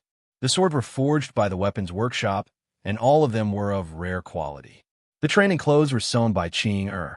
Not only did they look exquisite, but they also had their own attributes. Wearing the training clothes could increase the speed of cultivating inner force by 5. Although the increase wasn't huge, it was still a very impressive number after accumulating for a long time. The training clothes were made of extremely rare materials. Otherwise, Ouyang Shua would have sold them in large quantities. These 10 sets were made by Qing. The cost of the materials naturally came out of Ouyang Shua's pocket. After being scolded by Ouyang Shua, Qing had been concentrating on studying the tailoring skill. Yingyu also felt sorry for this younger sister of hers, so she entrusted the Chui merchant group to purchase a large amount of tailoring blueprints for Qing to study. The training clothes were her proudest work. The first set of training clothes was naturally given to Ouyang Shua by the little lass like a treasure. Towards Qing, Ouyang Shua loved and hated her at the same time. From the birth of the training clothes, it wasn't difficult to find out that Qing natural endowments, especially her talent in tailoring, was truly heaven-defying. As long as she put in some effort, her achievements would be limitless. But this lass had walked the wrong path and fell into the eye of money. If it wasn't for Ouyang Shua's ruthless words, who knew when this lass would come to her senses? It's never too late for a prodigal son to repent. Presumably, it wouldn't be long before Qing would be able to advance to a grandmaster tailor. Ouyang Shua, this elder brother, was also worried to death. Having been together for many years, Ouyang Shua's feelings towards his 2 sworn sisters, Yingyu and Qing, were naturally heavier. Until now, it was already very difficult for him to treat the 2 of them as a pile of data. In his eyes, the 2 of them were living people. In the future, Ouyang Shua would definitely bring the 2 of them to the real world. They were already Ouyang Shua's true family. Not only Ouyang Shua, but Bing probably thought the same. Besides Ouyang Shua, this little girl liked Yingyu and Qing, the most especially Qing. The 2 of them were not very different in age, and their relationship was even closer than that of real sisters. Seeing the disciples drooling over the treasured swords in the wooden box, Ouyang Shua came back to his senses and said with a smile, "This is the gift that I prepared for you. Each of you get a set. Take it yourselves." "Thank you, Marquis." Chui Tianqi took the lead to express his gratitude, and the disciples were all excited. After the equipment was distributed, Ouyang Shua then said, "Everyone, the training is over. Now I'll give you 2 choices. 1. Return to the sect to continue cultivating. The other, join the Protectorate of Southern Border. Whatever you choose, it's all up to you. Your sect leader, including this Marquis, will not interfere or force you." Regarding this matter, Ouyang Shua had already discussed it with Song Jia, so it wasn't considered overstepping his authority. The so-called joining the Protectorate of Southern Border was actually a preparation for the establishment of the Security Bureau. The future Security Bureau would be responsible for intelligence investigation and capturing important criminals. Therefore, Ouyang Shua had to choose a group of martial artists to join the Security Bureau. Was there anyone more suitable than Chui Tianqi and the others? Of course, everyone had their own aspirations, and Ouyang Shua wouldn't force them. After all, once they joined the Security Bureau, unless they died, they would never be able to leave the Yamen. The disciples looked at each other, somewhat at a loss. Only Tianqi didn't even think about it. He immediately stepped forward and knelt on one knee, saying, "Reporting to Marquis, Tianqi has chosen to join the Protectorate of Southern Border." There was a faint trace of excitement in his expression. Seeing that eldest senior brother had taken the lead, another 4 disciples also stepped forward and chose the Protectorate of Southern Border. The rest of the disciples, including Ban Xia, chose to return to the sect. Finally, there was the crippled disciple. After asking for his opinion, Ouyang Shuo ordered Zi Su to find him a position in the protectorate of southern border. Naturally, the disciple was moved to tears because of his grievance. The moment he was crippled, he almost lost all hope. For a martial artist, a crippled leg was worse than death. Chu Yaping was already prepared to be abandoned, but he didn't expect such an ending. Being a steward of the protectorate of southern border was a glorious position in the outside world. Too many people lost their minds, but couldn't find a way out. Thank you, Marquis. Chu Yaping knelt on the ground. He was a tough man, but he actually cried. Get up. Then, Ban Xia returned to the sect with her 3 junior sisters. Cui Tianqi and the other 4 disciples stayed behind. Among the 5 of them, there was only one female disciple. First, Ouyang Shuo arranged for them to go to the Special Operations Training Base on the outskirts of the city for training. Naturally, they wouldn't receive any combat training, but training in intelligence, disguise, interrogation, and other aspects.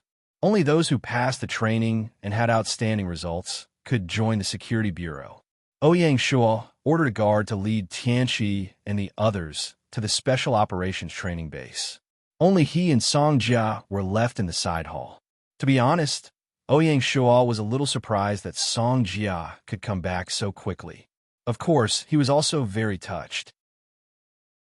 Song Jia must have been worried that the poison in his body would act up. That was why she was so efficient. He wondered how much this girl had suffered in the Five Fingers Mountain before she found the King Ironback. Ouyang Shuo was about to comfort Song Jia when a guard came in to report. Marquis, the divine Dr. Bien Ke, is waiting outside the hall. He didn't expect Bien Ke to be so efficient. Let him in. Yes, sir. Bien Ke bowed to Ouyang Shuo as soon as he entered. Song Jia took out a small box and a rhinoceros horn from her storage pouch. Inside the box was the king beast's internal alchemy. Bien Ke took it and looked at it excitedly. For a doctor, it was a blessing to see all kinds of herbs that they had never seen before. How is it? Song Jia was even more nervous than Ouyang Shuo. Top grade, top grade.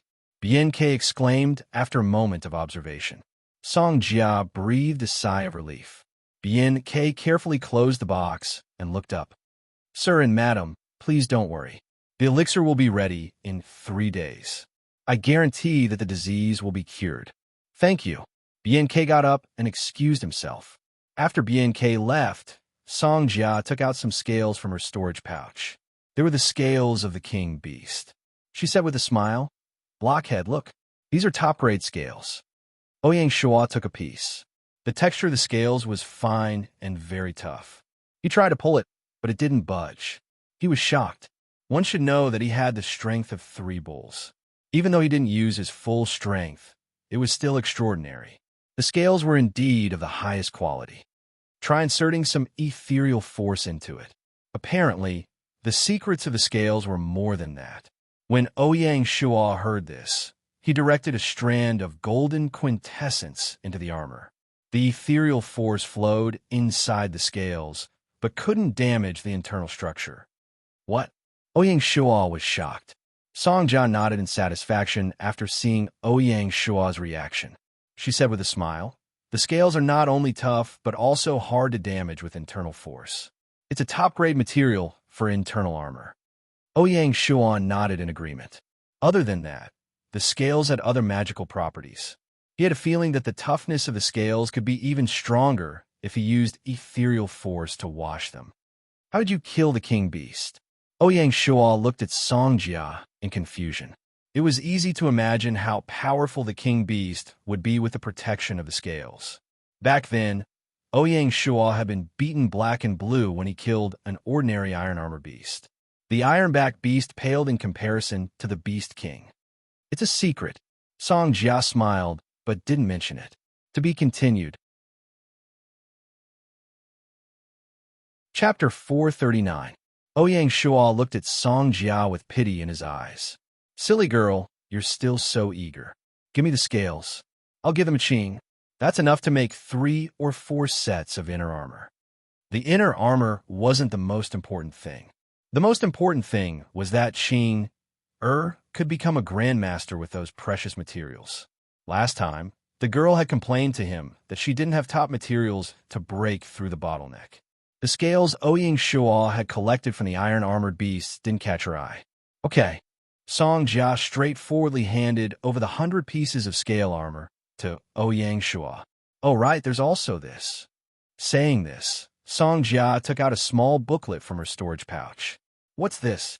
Ouyang Shuo was dumbfounded after reading it. Iron-armored beast taming technique manual. You'll automatically learn how to tame iron-armored beasts after use. Is this from a beast king? Yes.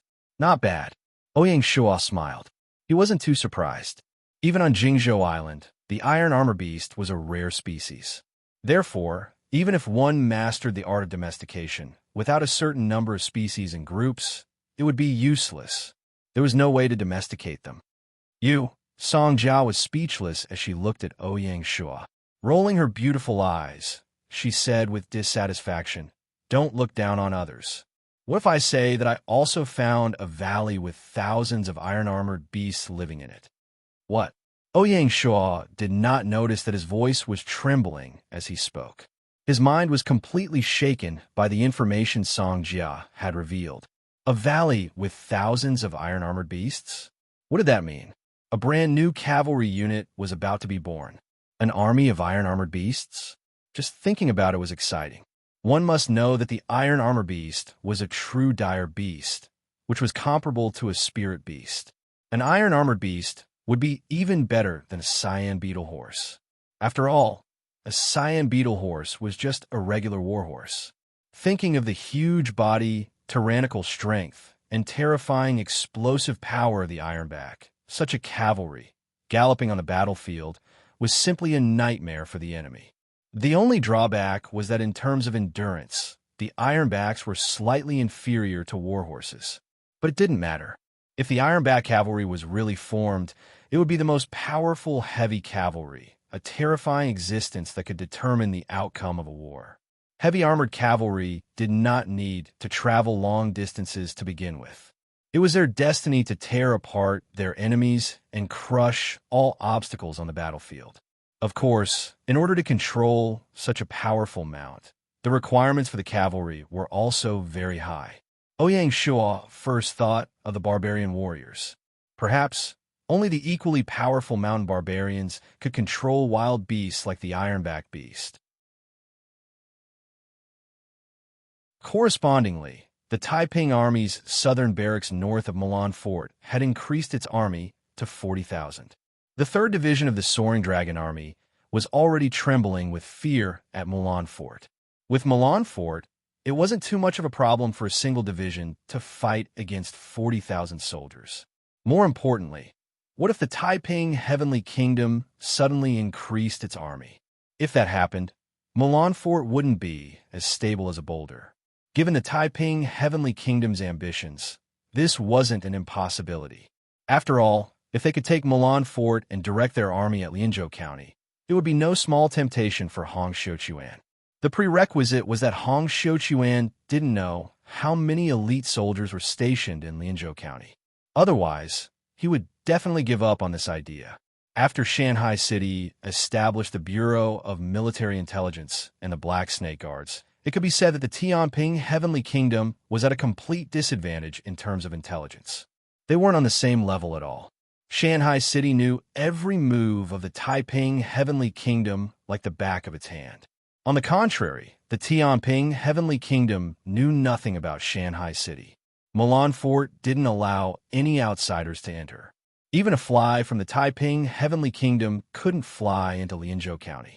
That was why Ouyang Shuo was confident that he could suppress the Tianping Heavenly Kingdom. The other 3 divisions of the Tiger Army had just experienced the Battle of Jingzhou County and needed some time to recuperate. Apart from recuperating, there was another reason. There were still some scattered Aboriginal tribes in Jingzhou County that hadn't surrendered. The resistance and sneak attacks in various places were intermittent, which seriously affected the local construction in Jingzhou County. These Aboriginal tribes were also unusually cunning. They didn't dare to sneak attack a big city like Cliff Mountain City. Instead, They specifically targeted some settlements or villages. Today, they destroyed a village. Tomorrow, they burn a mile. Under such circumstances, Ouyang Shuo naturally couldn't mobilize the Tiger Army. He sent a letter to Commander Sun Bin and County Chief Tian Wenjing, requesting that the two of them cooperate with each other. The government would govern softly, and the army would suppress the unrest in Jingzhou County. One firm and one gentle, although Ouyang Shuo didn't criticize them in the official letter.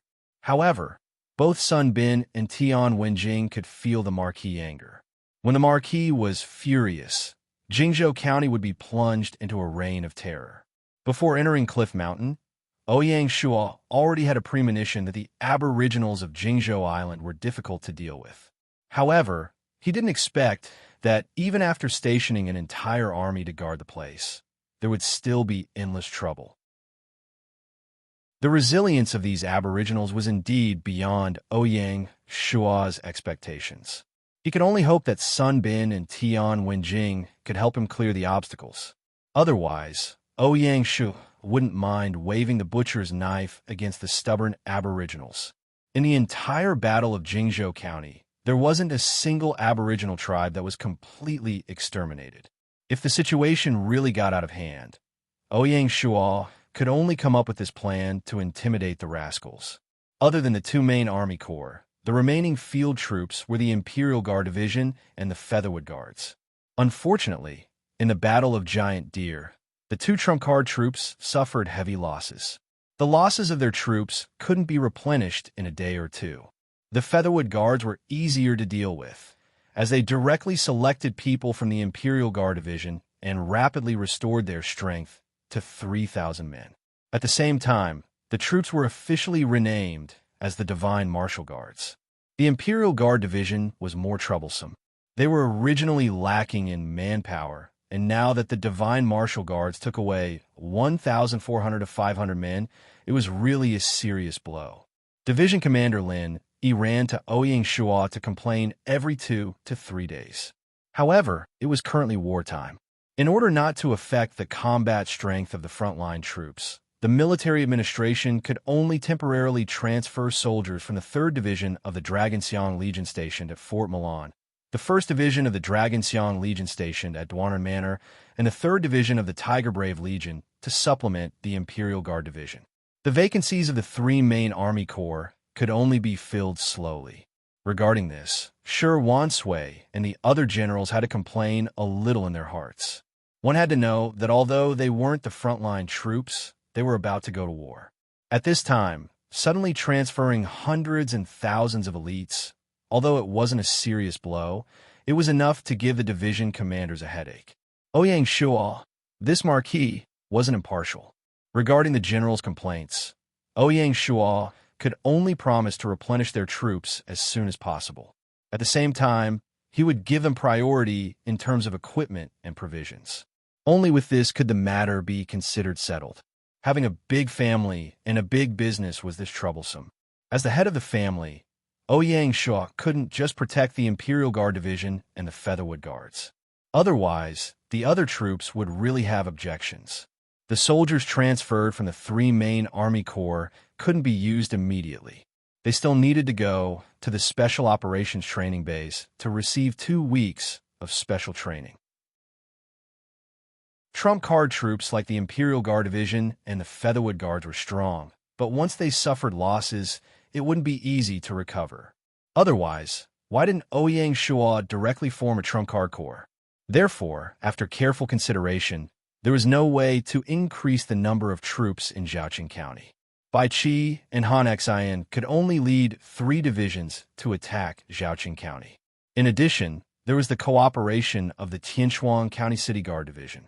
Compared to the Battle of Laizhou, the entire Battle of Zhaoqing had an advantage in terms of logistics, but in other aspects, it was much more difficult. In the Battle of Laizhou, the enemy was caught unprepared. When Laizhou fell, not to mention the lords of Zhaoqing County, even the lords of the entire Southern Ridge Province were shouting, "The wolf is coming." At this time, it was already impossible to launch a surprise attack. The only way was to face them head-on. To be continued. Chapter 440. Not long after Song Jia left, Du Ruhui and the other two hurried to the hall. Marquis, sit. Ouyang Shuo briefly recounted the incident at Rhinoceros Valley. The three were all smart people and immediately understood why the Marquis had called them here for a meeting. Especially Xia Hoing, who had just taken office. A trace of excitement flashed in his eyes. Xia Hoing did not expect to encounter such a good thing as soon as he took office. Ouyang Shuo handed the Ironback Taming Technique Manual to Xia Hoing and said solemnly, Rhinoceros Valley will be under the direct jurisdiction of the Warden Department. You must take good care of it. Don't worry, Marquis. For Xia Hoing, this was a good opportunity to win the Marquis' trust. Even if the Marquis did not say it, he would do it well. It was not an easy task to domesticate an iron-armored beast. Although the Ironbacks were evolved from rhinoceroses, they were not as docile as rhinoceroses. Just how to make the Ironbacks accept humans and let humans approach them was a big problem. In addition, what were the habits of the Ironbacks? What did they eat? What did they not eat? What if they were sick? When did they go into estrus and reproduce? And so on and so forth. Content like this was recorded in the Ironback Taming Technique Manual, but what was written on paper was one thing, and the actual operation was another. Just take feed as an example. Ironbacks were herbivores and would eat anything in the wild. If they were to be raised by humans, they would have to prepare special fodder, which was a lot of knowledge. Feed in the farm was one thing, but when the Ironbacks were incorporated into the army, how would they ensure the supply of fodder? That was another headache. Taming an Ironback was not like a warhorse. There were precedents to follow.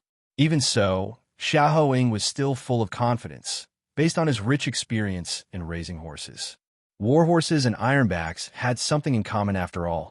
In addition to taming Ironbacks, the duty of the Warden Department was to customize armor for the Ironbacks. Ironbacks were more precious than horses, so they naturally had to be well protected. The death of one was a huge loss. On the battlefield, weapons had no eyes, and mounts without armor could not survive for long. In addition to protecting the abdomen, joints, and head, the horns of the Ironbacks had to be protected. If used well, this horn would be a deadly weapon on the battlefield.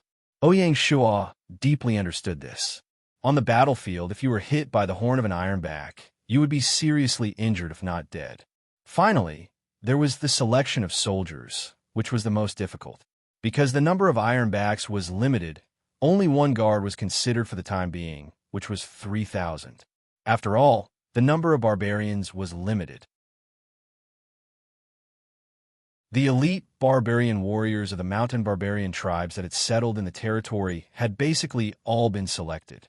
The main ones were the two mountain barbarian heavy infantry brigades that were concentrated in the 3rd Division of the Dragon Xiang Army. Ouyang Shuo naturally wouldn't ruin the mountain barbarian heavy infantry brigade stage. The only way was to find new soldiers. Unfortunately, with the establishment of Chiyu City, the mountain barbarians in the 100,000 Great Mountains were basically wiped out. The only way was to take down Chiyu City.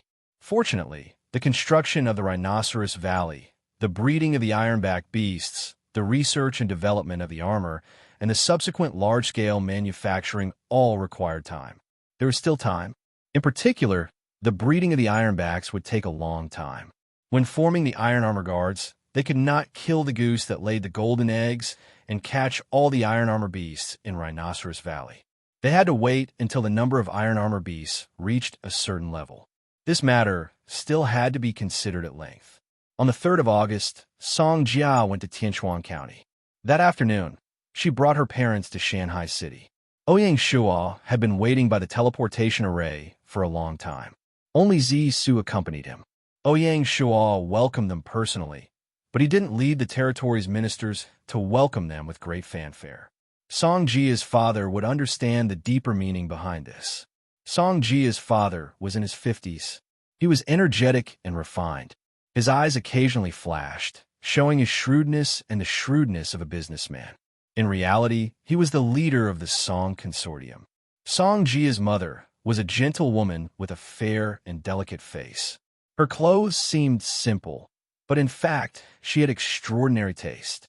Every detail was extremely meticulous.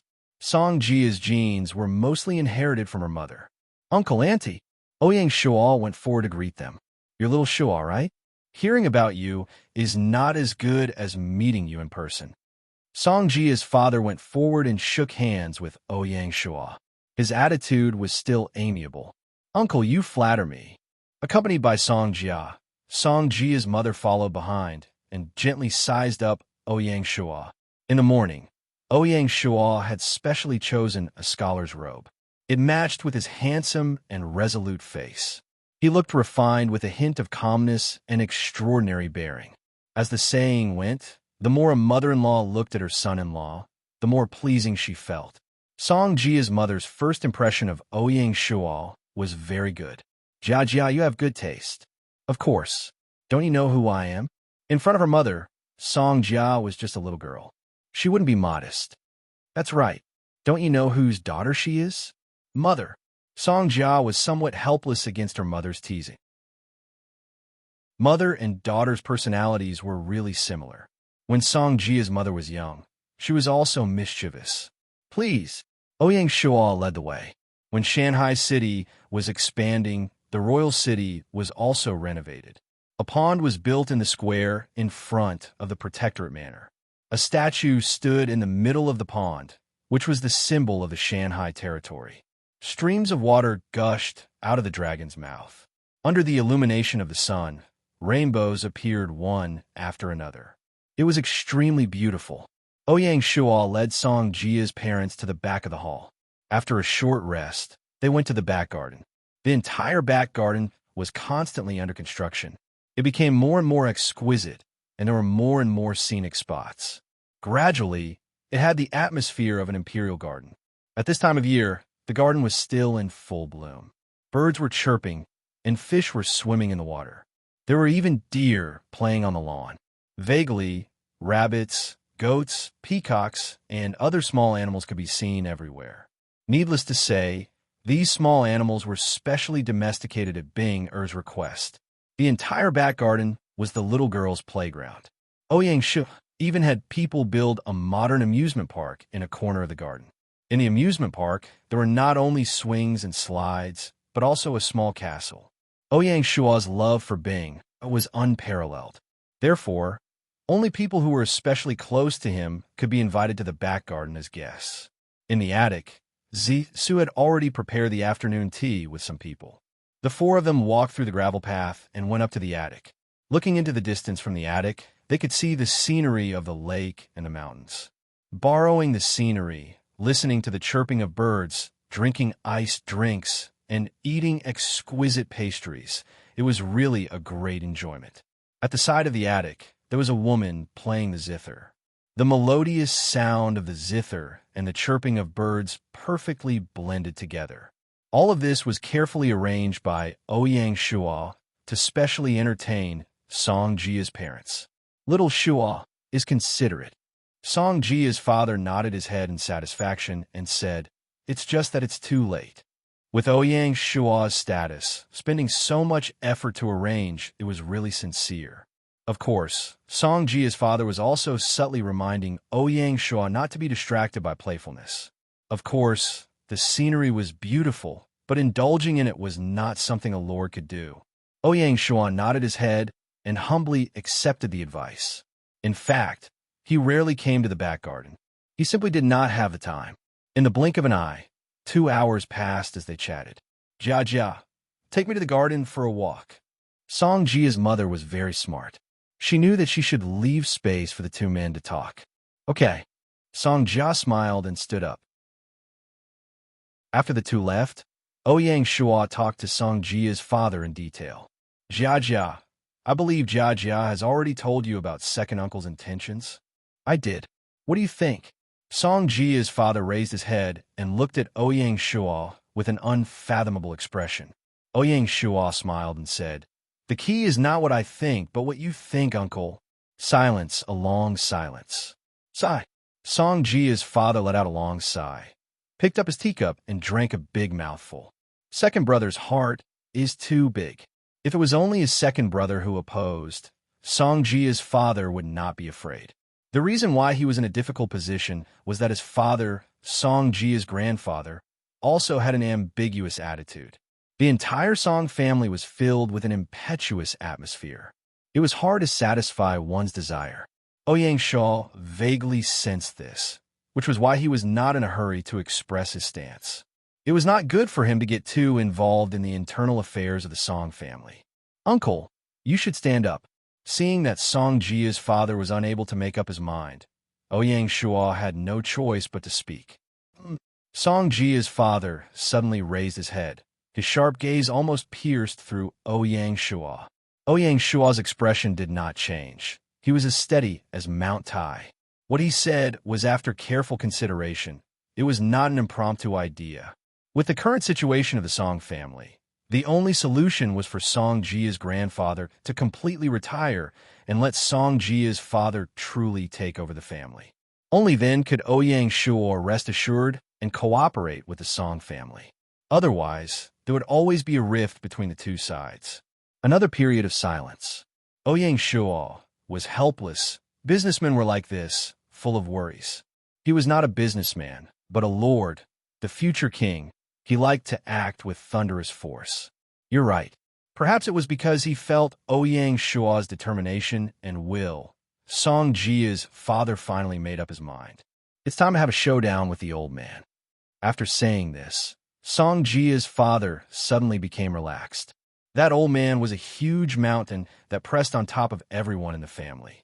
To really challenge his authority, the courage and boldness needed was unimaginable to outsiders. Ouyang Shua heard this and nodded in relief. Ouyang Shua already had a plan for the future of the Song family.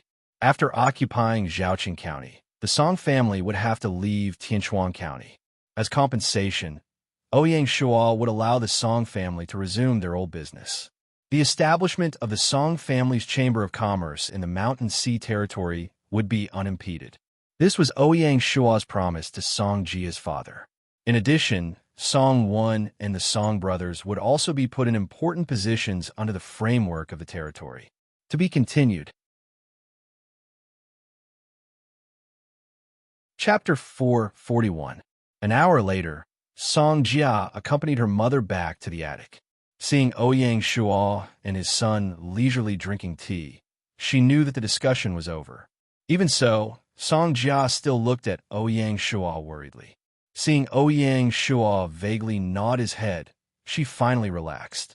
At night, Ouyang Shua hosted a banquet in the mansion to entertain Song Jia's parents.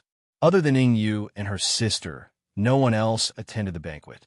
Needless to say, Binger was a troublemaker. Seeing Ouyang Shua care so much for his two sisters, Song Jia's mother furrowed her brows. But no one said anything during the banquet.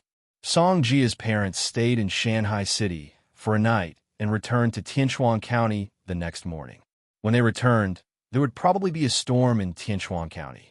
Ouyang Shua was not too worried about this. After a short interaction, Ouyang Shua had already determined that this future father-in-law was not simple. Although he seemed like an invisible person in the game, his influence in the family was not to be underestimated. Song Jia's father was extremely supportive of Ouyang Shua's proposal to establish a merchant association. Just as Ouyang Shua was planning the post-war situation of Zhaoqing County, he did not know that a storm that had been brewing for a long time was quietly sweeping towards Zhaoqing County. Lingnan Province, Jiaozhou County, Jade Buddha County.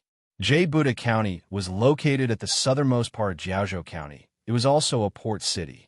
Outside of the city was the largest port of Lingnan Province, Jiaozhou Port. 70 members of the Southern Alliance were gathered here to discuss important matters. The meeting was hosted by the Lord of Jade Buddha County, who was also the leader of the Southern Alliance, He Fu. Everyone, Zhaoqing County is about to fall.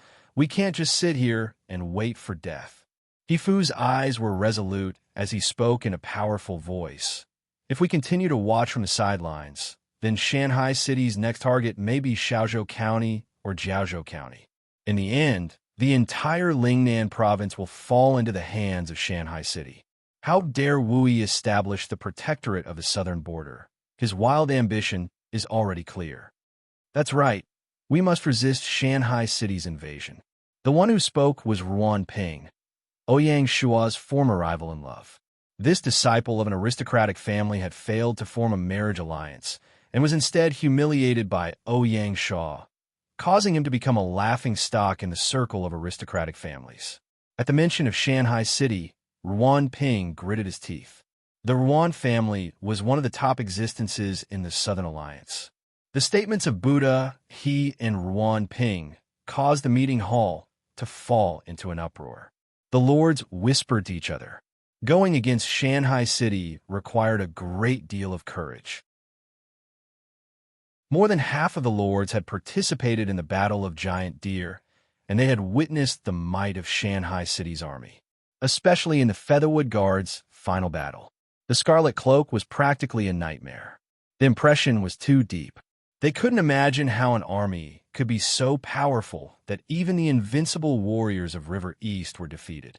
In comparison, the army in their territory was simply a bunch of clay chickens and pottery dogs. Most importantly, that was only on the battle map. The feudal lords had no idea how many elite troops were stationed in Shanghai City on the main map. After some time, the territory of Shanghai City was no longer a secret. A feudal lord monopolizing Lianzhou County, Cheongzhou County, and Liizhou County was truly terrifying. The lords did not dare to imagine how many more armies were stationed in these territories. Just thinking about it made them feel despair. But now they were being asked to face Shanghai City head-on. This truly required courage. But what they couldn't deny was that Alliance Lord He's words made sense. Previously, the fall of Liizhou County had already caused the feudal lords of Lingnan Province to panic. Who would have thought that Shanghai City's appetite would be so big? They had just occupied Liizhou County, and they immediately targeted Zhaoqing County. If they watched Zhaoqing County fall, it would be the same as sitting ducks. Everyone present understood the logic of boiling a frog in warm water.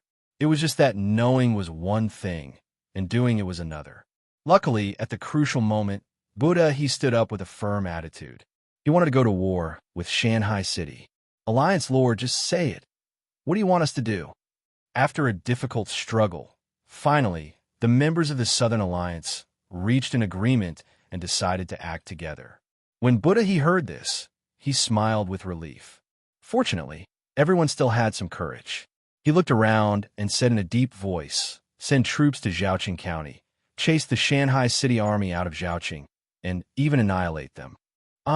No one expected the Alliance Lord's appetite to be so big. To them, to be able to stop Shanghai City's attack on Zhaoqing County was already a huge achievement. Who would have thought that Alliance Lord, he wanted to annihilate the Shanghai City army? Just thinking about it made their blood boil. Without a doubt, if they won this battle, the Southern Alliance would become famous. Everyone, do not worry. Half of the feudal lords of Zhaoqing County have agreed to join the Southern Alliance. Alliance Lord is wise. Before Buddha he could finish, he had already won a wave of praise. It could only be said that Buddha, he was a thoughtful person. After Liizhou County was conquered, he had already started to contact the feudal lords of Zhaoqing County to discuss the matter of forming an alliance. There were many people with great foresight. If not, Buddha, he would not have been able to lead the Southern Alliance and monopolize the Lingnan Province. The current Zhaoqing County, the 30-odd feudal lords were split into 3 factions. Other than a few neutral factions, there were the Shanghai Alliance Heavenly Frost Alliance members, as well as the Southern Alliance members. At the moment of life and death, no feudal lord was willing to sit and wait for death. Because of that, Zhaoqing County's situation became even more complicated. After the unification, it was time to discuss the tactical arrangements. The Southern Alliance had 70 members, more than half of them were third-grade counties. Some of the more outstanding ones were just a hair's breadth away from being promoted to county cities. Buddha he suggested that for the sake of fairness, every territory would send 3,000 soldiers to form a powerful army of 210,000 soldiers to reinforce Zhaoqing County. 3,000 soldiers was equivalent to a military campaign. In this way, every territory would be able to afford the cost of teleportation and logistical support for this expedition. Even if the 3,000 soldiers did not return, it would not be a huge loss. Even if the worst-case scenario happened, where the Shanghai City Army counterattacked Jiaozhou County or Shaozhou County, every territory would have enough soldiers to fight and would not suffer a crushing defeat. 3,000 was the number that Buddha he had repeatedly weighed. If it was any higher, there would be resistance. As expected, even if it was 3,000, some of the second-grade counties would still be worried. To a second-grade county, 3,000 soldiers was a third of the territory's army. The military was an important matter for a country. The land of life and death, the path of life and death, could not be ignored. Every war needed to be handled carefully. If one was not a leader, one would not be able to understand the pressure. One must know, in the wilderness, if a leader made a wrong decision, it could result in the loss of the entire game, or even the destruction of the territory. The years of hard work would be destroyed.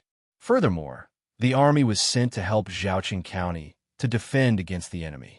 Even if they won the war, it could be foreseen that there would not be any spoils of war. They could not say that they would not leave Zhaoqing County even if they won the war, right? If that was the case, the entire Southern Alliance would crumble at any moment. Buddha he would not be so unwise. Hifu also took care of the concerns of some of the leaders.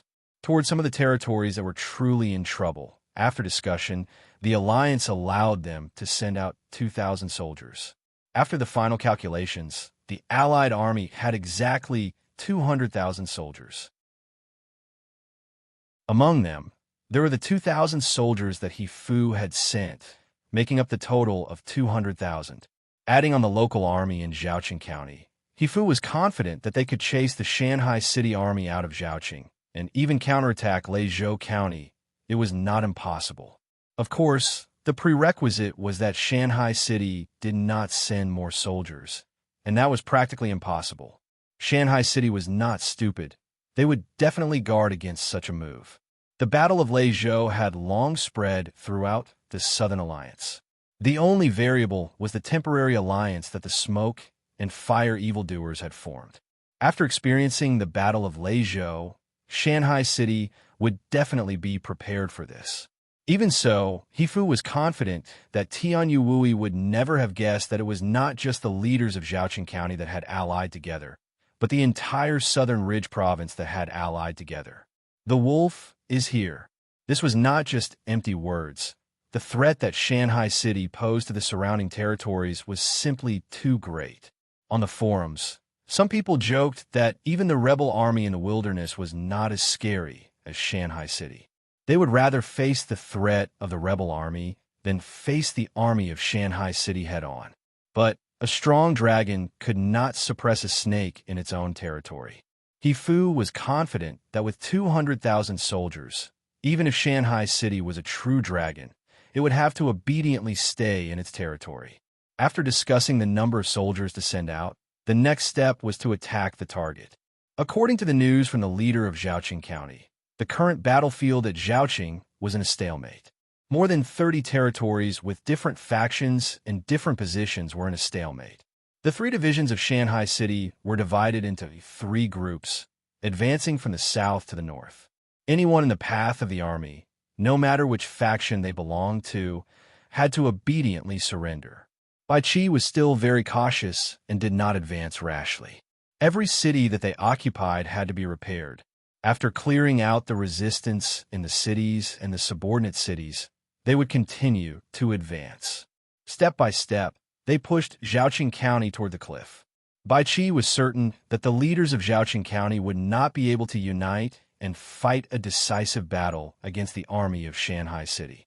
As such, the army of Shanghai City would naturally be at a disadvantage on the battlefield. If nothing unexpected happened, Zhaoqing County would be slowly nibbled away by the army of Shanghai City. The safest way to break out of this situation was to send the army to the north of Zhaoqing County.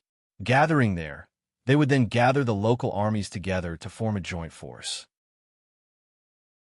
This way, the army of 200,000 to 300,000 would move from the north to the south in search of the main army of Shanghai City and have a decisive battle, defeating them in one fell swoop.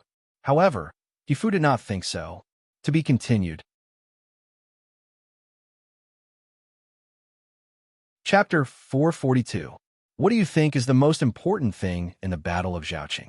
Buddha he looked around and asked in a deep voice, catching them by surprise. No. Buddha he shook his head. The army of Shanghai City is not easy to deal with. Even if we launch a surprise attack, we will not be able to succeed in one go. Everyone should have heard of the Battle of Tanmu County in Lijiao, right? How do we not know? A lord continued. A division of Shanghai City was ambushed. Even so, the army that surrounded them could not do anything to them. At this point, the lords had already thought it through. Yes, in that extremely unfavorable situation, the allied army could not kill the army of Shanghai City. Trying to use the same trick again was tantamount to wishful thinking. After this lesson, the army of Shanghai City would definitely not fall for the trap again. Taking things slow and steady was their strategy. In the clamor, Ruan Ping suddenly stood up and said loudly, "Everyone, I think the key to this battle is how to prevent Shanghai City from sending more troops." When the other lords heard this, they fell into deep thought. Only Buddha, he frowned inadvertently. Before the meeting, Hefo had a small discussion with Ruan Ping and a few other feudal lords. At that time, they had reached a consensus. Otherwise, Buddha he would not have the confidence to pass such a big decision in the meeting. What made Buddha he dissatisfied was that Ruan Ping did not abide by the rules and hastily stated the conclusion of their discussion. Originally, this should have been said by him, the leader of the alliance. He wanted to increase his influence in the alliance? The idea was good, but he was too tactless. In Buddha he's heart, he was already faintly dissatisfied. Ruan Ping noticed Buddha he's expression, but did not care too much. In such a big alliance, Buddha he alone could not monopolize power, and he did not have the charm. If he wanted to have a greater say, he had to fight for it. So what if he used some small tricks? Buddha he was still too inflexible. Seeing that the lords were stunned by his words, Ruan Ping decided to strike while the iron was hot, and continued, "With the current strength of Shanghai City's 3 divisions, we are not afraid. What we are worried about is that Shanghai City will send more troops, and this is almost inevitable. Everyone, if Shanghai City wants to send more troops, what is the fastest way?" Tianshuang County. At this time, some of the lords had already reacted. Not bad. Ruan Ping nodded, not noticing in the slightest that Buddha he's face was gradually darkening. He continued, "The fastest way is naturally to directly teleport to Tianshuang County. Therefore, the primary objective of this battle is to capture Tianshuang County with lightning speed and cut off Shanghai City's reinforcements." As soon as he finished speaking, there was a round of applause. Some of the lords looked at Ruan Ping with admiration in their eyes. Of course, there were also some wily old foxes who smelled a trace of gunpowder in the air and remained silent. Fortunately, Ruan Ping knew when to stop and return to his seat. He also knew that if he wanted to challenge Buddha he's position, it wouldn't happen overnight. He needed to do it step by step. Buddha he inadvertently glanced at Ruan Ping.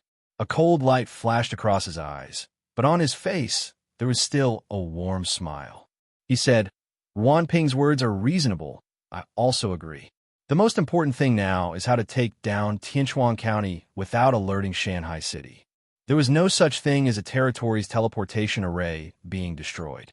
Once a territory was occupied, the teleportation array would automatically disappear. Until then, it had been operating normally.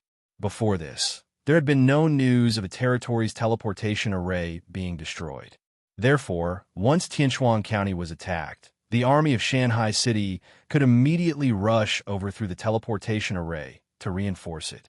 In this way, wouldn't all their efforts be in vain? The only way was to prevent Tianshuang County from notifying Shanghai City. After the last system update, during the war, Gaia had banned all communication channels, even forums.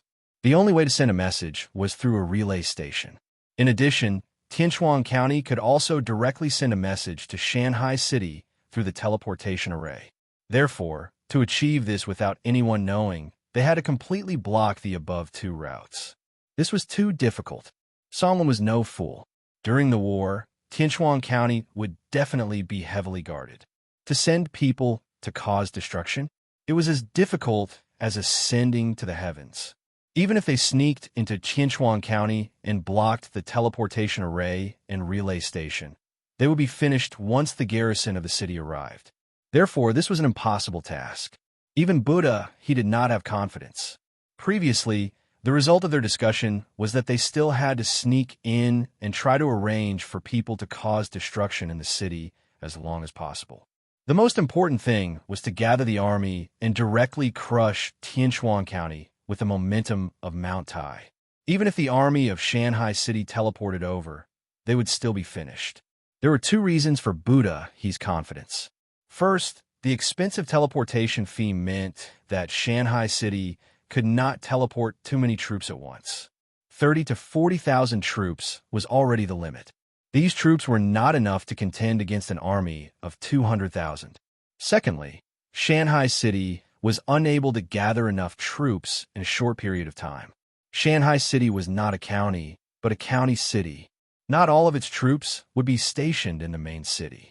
Therefore, at most, the troop station in Shanghai City could be mobilized. By the time the troop station in other places arrived at Shanghai City, Tianchuan County might have already fallen.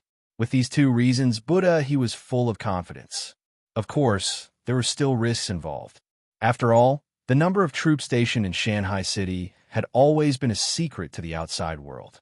Who could guarantee that there would not be a large army stationed there? Apart from that, there was also the interference of the Shanghai Alliance. If Wei Yuwui asked for help from the Shanghai Alliance, it would be a huge problem.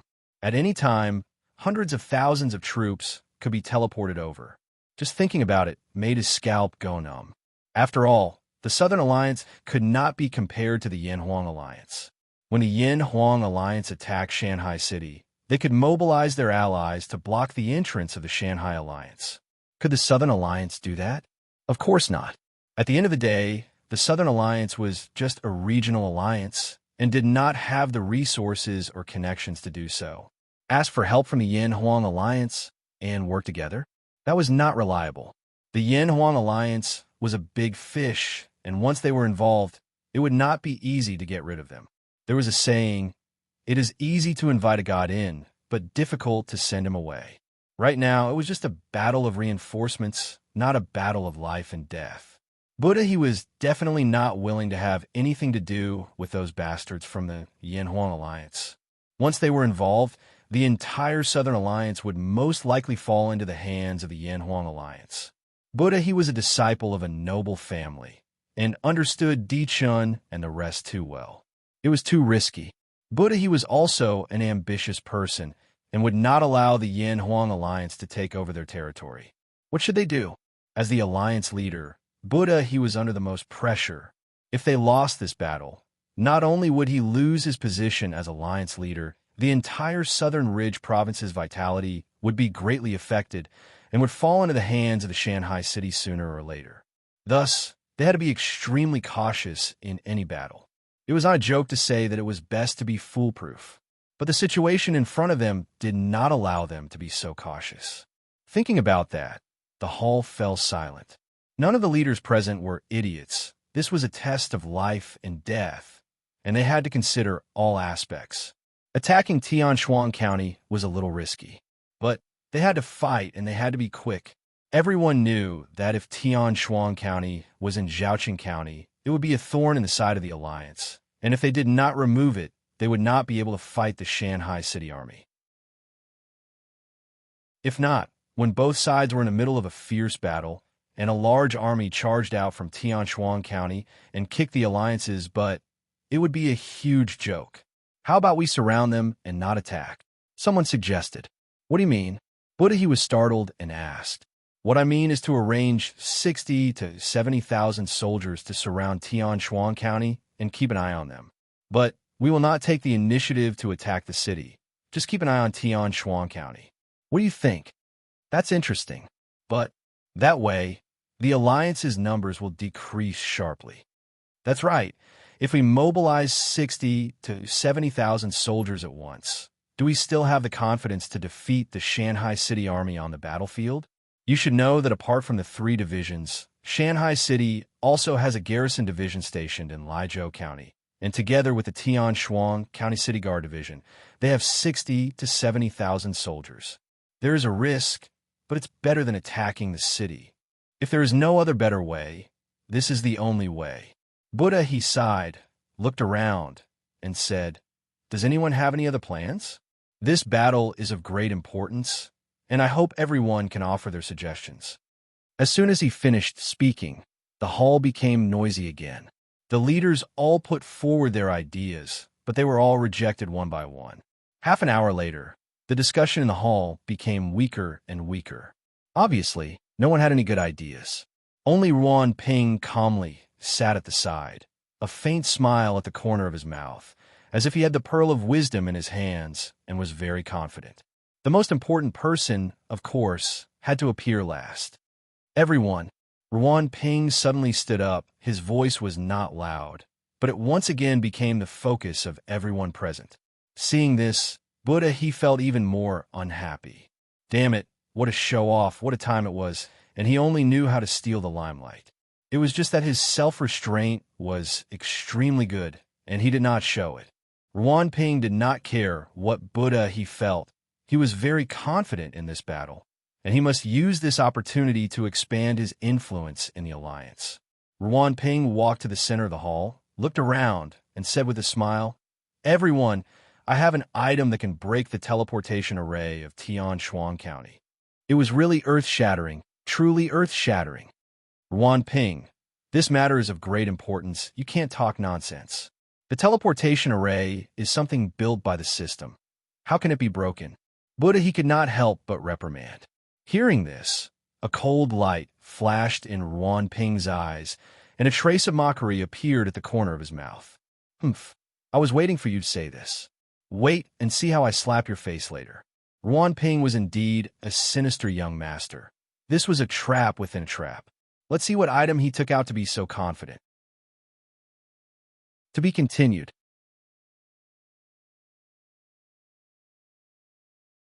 Chapter 443. P.S. Updated again. Ruan Ping smiled and took out a talisman from his storage bag. "Everyone, please take a look. This talisman is called the Formation Breaking Talisman and is specially used to destroy teleportation formations. This is a treasure that I found with great difficulty, and I am offering it to help the Alliance succeed." The various lords took the talisman and passed it around to look at it, occasionally exclaiming in admiration. Formation Breaking Talisman. When this talisman is placed on the teleportation formation, it will cause the teleportation formation to stop working for a day. Strictly speaking, this talisman was not a true formation-breaking talisman, because it did not really destroy the teleportation formation, but only caused the teleportation formation to stop working for a day. Other than that, the formation-breaking talisman had clearly stated that it could only be used on the teleportation formations in the territory, which meant that the talisman was ineffective on the teleportation formations in the Imperial City. Even so, the formation-breaking talisman was considered priceless, especially to the current Southern Alliance. It was an existence comparable to a divine weapon, although it could only stop for a day. But if they cooperated well, it would not be a problem for the Alliance to take down Tianshuang County. Even Buddha, his eyes congealed. He did not expect Ruan Ping to have such a treasure. What a scheming, what a plan. Ruan Ping knew that he had the talisman early in the morning, and when they met, he did not leak any information. The meeting was even more silent, as everyone discussed to no avail. Only at the end was the mystery revealed. As such, the members of the Southern Alliance were naturally grateful to Ruan Ping. At the same time, Buddha, his reputation, because of his questioning, also suffered a blow. But Buddha, he laughed coldly. As the saying goes, cleverness can make a fool of oneself. Ruan Ping's schemes were too heavy, and he looked down on his allies a little too much. Did he really think that the others couldn't see through his little tricks? Idiot! Inside the meeting hall, all the lords had a look of joy on their faces. The young lords are naturally full of praise for Ruan Ping. Some of the more shrewd lords quietly furrowed their brows. This Ruan Ping was truly a bastard. He clearly had such a weapon, but did not take it out earlier, and let them discuss countermeasures, but to no avail. Was he trying to watch them make a fool of themselves? Ruan Ping was not stupid. He felt that the atmosphere in the hall was strange. After pondering for a moment, he knew the crux of the problem, and he couldn't help but feel vexed. He was too greedy, too greedy. He had to do something. Otherwise, he would really go for wool and come home shorn. Everyone, Ruan Ping is indebted to the Alliance leader and is able to join the big family of Southern Alliance. Now that the Alliance is in danger, I am willing to give this talisman to you for free. Not only that, I'm willing to take full responsibility for the infiltration of Tianchuan County. Ruan Ping was smiling, but his heart was bleeding. In all honesty, he had been hoping that the Alliance would buy the formation-breaking talisman. If this talisman was auctioned in the market, it would be worth more than 10,000 gold coins. At this time, he could only reluctantly part with what he treasured. Very well, Lord Ruan is very loyal. Ruan Ping's stance this time won a wave of praise. No matter what his intentions were, his contributions to the Alliance were real. Ruan Ping heaved a great sigh of relief when he heard that. After the meeting, some lords took the initiative to talk to Ruan Ping. Ruan Ping responded to them one by one, enjoying the fruits of victory. Only Buddha, he had an inexplicable expression. August 6th, Tianchuan County. The entire Tianchuan County was heavily guarded, and outsiders could not enter at all. Even the teleportation formation was set to a specific teleportation mode, and only the people designated by the Lord could use the teleportation formation. Within Tianchuan County, the wind was howling. It was not only because of the actual Battle of Zhaoqing, but also because the Song family was experiencing a huge change. After Song Jia's father returned, that night, he had a showdown with the Old Master. In an instant, a storm was brewing. The entire Song family was flipped upside down. There were people who sided with the Old Master, and there were people who sided with Song Jia's father. The battle between the two generations of the Song family had officially entered a white-hot stage. After 2 days of preparation, the situation became more and more clear. Song Jia's father, Song Tianxiong, used thunderous methods to forcefully suppress his second brother, Song Tianli, and slowly began to gain the upper hand. The Song family's old master gradually found it difficult to support the situation alone. According to the current development, retiring was the old master's best choice. At this time, the old master was also a rational person and was already prepared to accept this failure. He really did not expect that, at his old age, he would actually fall into the hands of his own son. However, on this day, the situation suddenly changed. When the old master of the Ruan family received the news, he united with the other 2 families and expressed that they could not sit idly by and watch old Master Song be bullied by the younger generation. They would come to Tianchuan County to uphold justice. Old Master Song thought about it and agreed after a moment's consideration. The old master did not know that the Ruan family's enthusiasm might not be without malice. However, at this time, he was already in a desperate situation, and the Ruan family's mediation was his last chance. At this time, the old master could only make a Hail Mary attempt. When Song Tianxiong received the news, although he was indignant, he did not dare to refuse. Aristocratic families were a circle to begin with. If he, Song Tianxiong, wanted to survive in this circle, he could not bear the crime of bullying his elders. Otherwise, he would not be able to establish a foothold in this circle. That morning, the representatives of the 3 families arrived at Tianchuan County through the transportation array. When the 4 families met, they naturally said that they were in the right, and I said that I was in the right. This matter could not be resolved no matter how they argued, and the situation seemed to be in a stalemate. That day, the representatives of the 3 families simply stayed in Tianchuan County, looking as if they would not rest until this matter was resolved. Song Tianxiong was somewhat dissatisfied with this. No matter what, this was an internal matter of the Song family. You want to be the peacemaker? Sure, but you can't just stay here and not leave, right? The entire Tianchuan County was thrown into chaos. Song Tianxiong's younger brother, Song Tianli, thought that he had found a backer and began to jump around again. Amidst the chaos, a huge conspiracy was quietly being carried out. That night, a black-clothed man walked out of the inn, came to the transportation array, and stuck a talisman on it. With a flash of white light, the transportation array immediately stopped operating. Everything was done without anyone knowing. The next morning, a man who looked like a steward openly came to the relay station. "Who are you?" During the war, the relay station had been guarded by the city guards. Lord Songwen had long announced that strangers were not allowed to send or receive letters at the relay station. "I'm a guard of the Ruan family, delivering a letter for my lord." The guard stopped the man and said, "My lord has ordered that strangers are not allowed to use the relay station during the war. Are your dog eyes blind? Am I a stranger? Even if I am, is my lord a stranger?" The steward immediately flew into a rage and scolded loudly. Seeing this, the guard was unmoved. "Please forgive me. This is my duty. No one is allowed to enter without the Lord's permission." "You—" The steward was furious. "How dare you? Just you wait." He was about to leave. Just then, Song Tianli passed by the relay station. Seeing this, the steward's face lit up and he shouted, Lord Song, who's calling me?" Song Tianli walked over. The steward immediately changed his expression and said flatteringly, "Lord Song, I am the steward of the Ruan family. We met yesterday." "Oh, it's you." With the steward's reminder, Song Tianli remembered that there was indeed such a person among the entourage behind the old master of the Ruan family yesterday.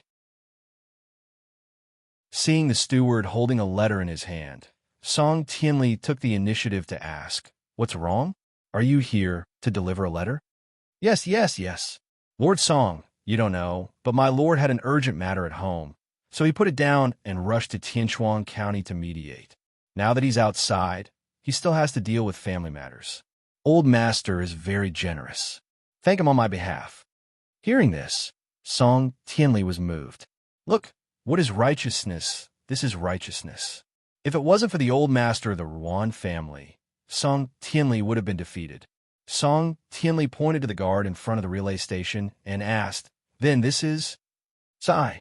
The steward deliberately sighed and said with a bitter face, "To be honest, Lord Song, I originally wanted to send a letter, but I was stopped by the guard, saying that I wanted Lord Songwen's warrant." The butler purposely dragged out the word Songwen Ling. How dare you?" Sure enough, when Song Tianli heard this, he immediately exploded. This master usually had a bad temper, and these days he had suffered enough.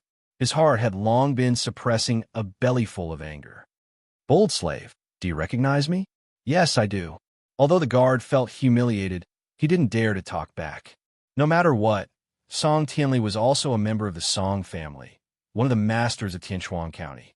As a guard, he definitely didn't dare to disobey this person. "It's good that you recognize me. Hurry up and apologize to the honored guest." Song Tianli was aggressive. The guard had no choice but to apologize to the steward. Who knew how arrogant and vulgar this seemingly humble steward was just now? There was no other way. He was inferior. Tianchuan was far inferior to Shanghai City, or rather, there was no territory like Shanghai City that treated NPCs equally. In front of NPCs, players would subconsciously feel that they were cut above others. The steward pretended to accept the apology. Seeing this, Song Tianli calmed down a little. "What are you waiting for? Get out of the way and let the honored guest send the letter.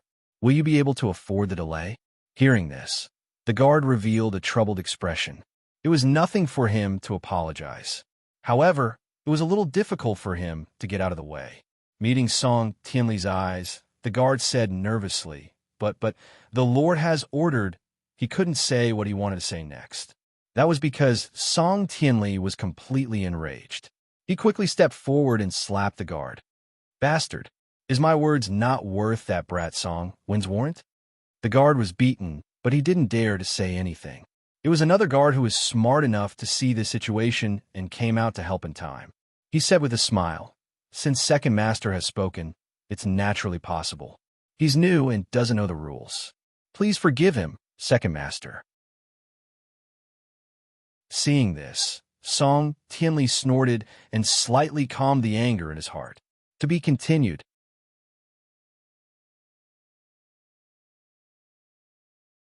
Chapter 444. When the steward saw this, he turned around and cupped his fists at Song Tianli. "Thank you, old Master Song." Song Tianli waved his hand and walked away. In his eyes, the steward was just a servant. The only difference was that this was a slightly higher level servant. But in the end, he was still a servant. Therefore, Song Tianli was not in the mood to deal with this steward. When the steward saw this, he lowered his head with a humble expression, but a cold glint flashed in his eyes. He thought to himself, "How dare you look down on me? Today is the day of your Song family's death." After Song Tianli left, the steward swaggered into the relay station. When he passed by the guard, he deliberately glared at him arrogantly. However, the guard did not look sideways.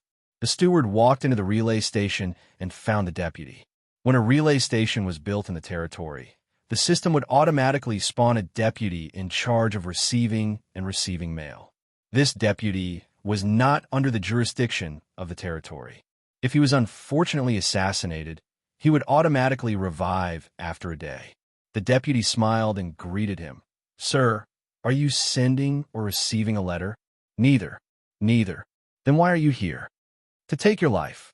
"You." Before the deputy could finish speaking, a flying needle shot into his heart like a bolt of lightning. The poison spread as the needle entered his body, and the deputy died on the spot.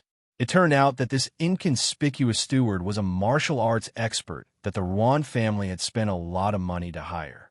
For this operation, the Ruan family had put in a lot of effort. With a flash of white light, the deputy's corpse disappeared. He would only revive after a day. The guard outside the relay station did not hear anything and naturally would not come in to check. The steward set up the scene and then walked out of the relay station calmly.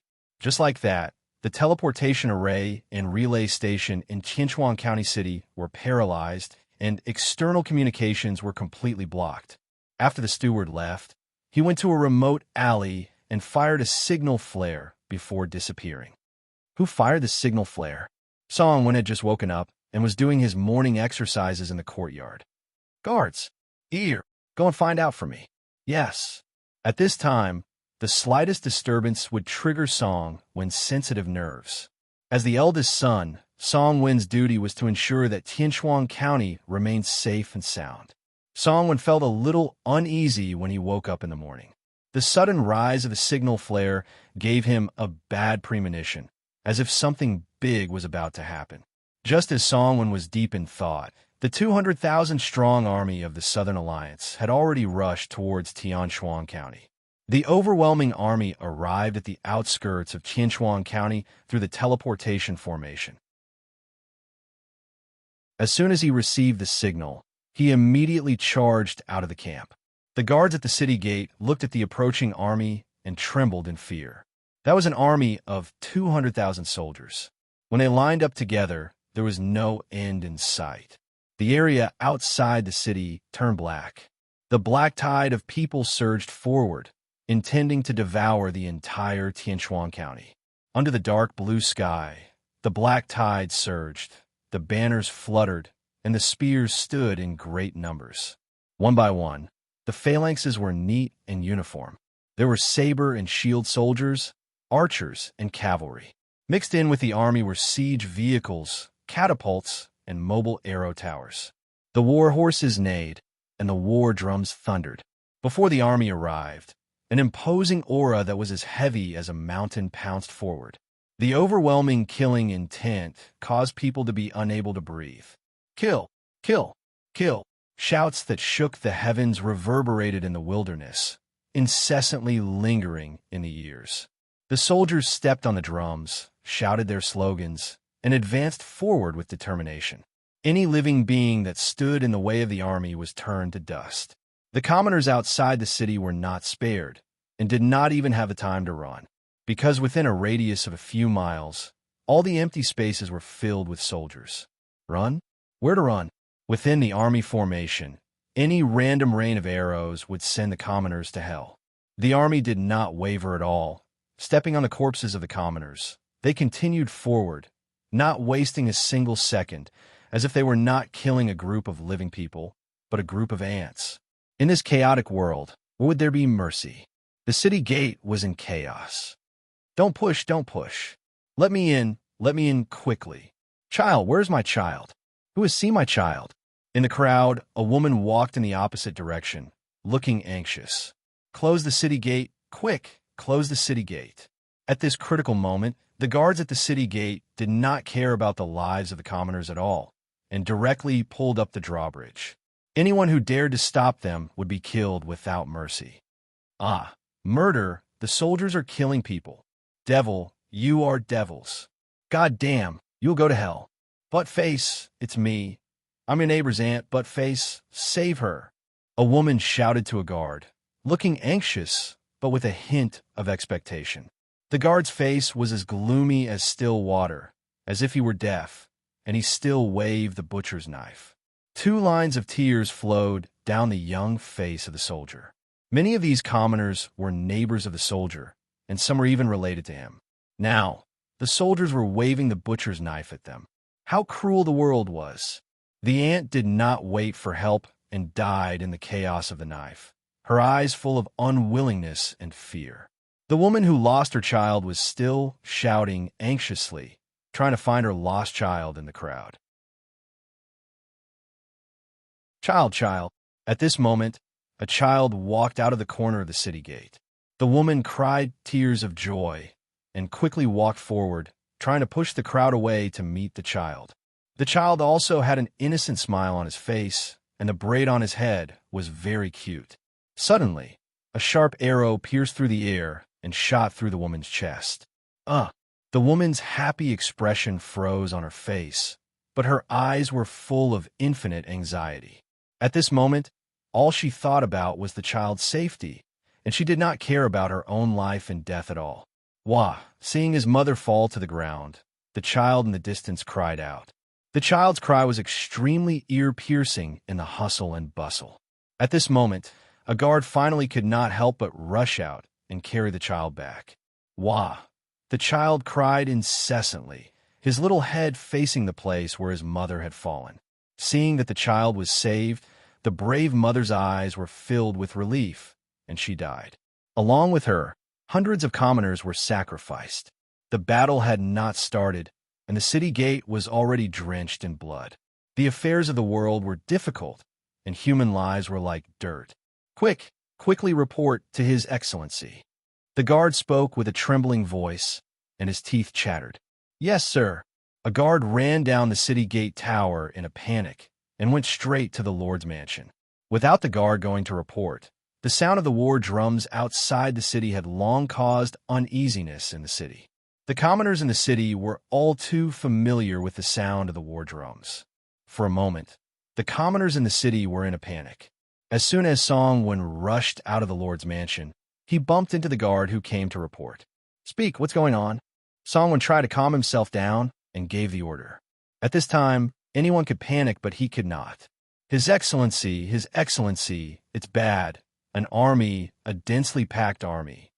The guard was obviously quite frightened, and his report was incoherent. How many enemies are there? Which unit? Song Wen did not get angry, but asked in a gentle voice. His words were filled with a calming power. Hearing Song Wen's words, the guard came back to his senses and was no longer as nervous. I can't count, but there are at least 100,000 of them. There are all kinds of flags, none of which I've seen before. Hearing this, Song Wen frowned. There were only 3,000 guards in Tianchuan County. The main force had already been led by Song Wu and joined the army of Shanghai City, and they were under by Qi's command. Song Wen did not expect that the enemy would actually target Tianchuan County. Something was wrong. Something was really wrong. The lords of Zhaoqing County could barely protect themselves, so why would they have the leisure to attack Tianchuan County? Thinking of the countless unknown flags that the guard had described, Song Wen's heart trembled. He knew that a force outside of Zhaoqing County must have intervened in the Battle of Zhaoqing. As for who it was, that was no longer the most important thing. The most important thing right now was how to get through this crisis. Tianchuan County could not be allowed to fall. Otherwise, not only would Shanghai City's strategy be affected, but more importantly, Tianchuan County was the Song clan's painstaking effort. If it fell, all of the Song clan's plans would be for naught. Thinking of this, Songwen could not help but shiver. Man, here! Songwen took out the Lord's seal and handed it to his personal guard. Quickly take my seal and teleport to Shanghai City to ask for help. Tell them that it is an emergency and that reinforcements must come. Rest assured, Lord. The personal guard knew that the situation was urgent and turned toward the teleportation formation. Just like in Shanghai City, the teleportation formation in Tianchuan County was not far away from the Lord's residence. Just as Songwen was about to personally oversee the battle, he heard the cry of his personal guard from behind. Lord, something big has happened. The personal guard ran over, his face pale. Songwen's heart trembled again. The bad premonition grew stronger. Speak, Lord, the teleportation formation has stopped. It can't be used at all. What? Songwen's face turned pale with fright. He could no longer maintain his composure, and his body trembled. At this moment, Songwen's heart was like dead ashes. He knew that Tianchuan County was finished. The Song clan was finished. Lord. The personal guard looked at Songwen with concern and anxiety. I cannot fall. Even if I have to fight to the last man, the Song clan will never surrender. Songwen tried his best to calm his mind. He was no longer in the mood to investigate why the system's teleportation formation could not be used. The most important thing now was to inform Wu Yi and Bai Qi of the situation in Tianchuan County. Go and see if the relay station is functioning normally. Songwen instructed the personal guard as he wrote the letter. The strange situation made Songwen feel that a huge conspiracy was shrouding the sky above Tianchuan County. At this time, anything strange could happen. The relay station was the only way for Tianchuan County to communicate with the outside world. Songwen prayed in his heart that nothing bad had happened. To be continued.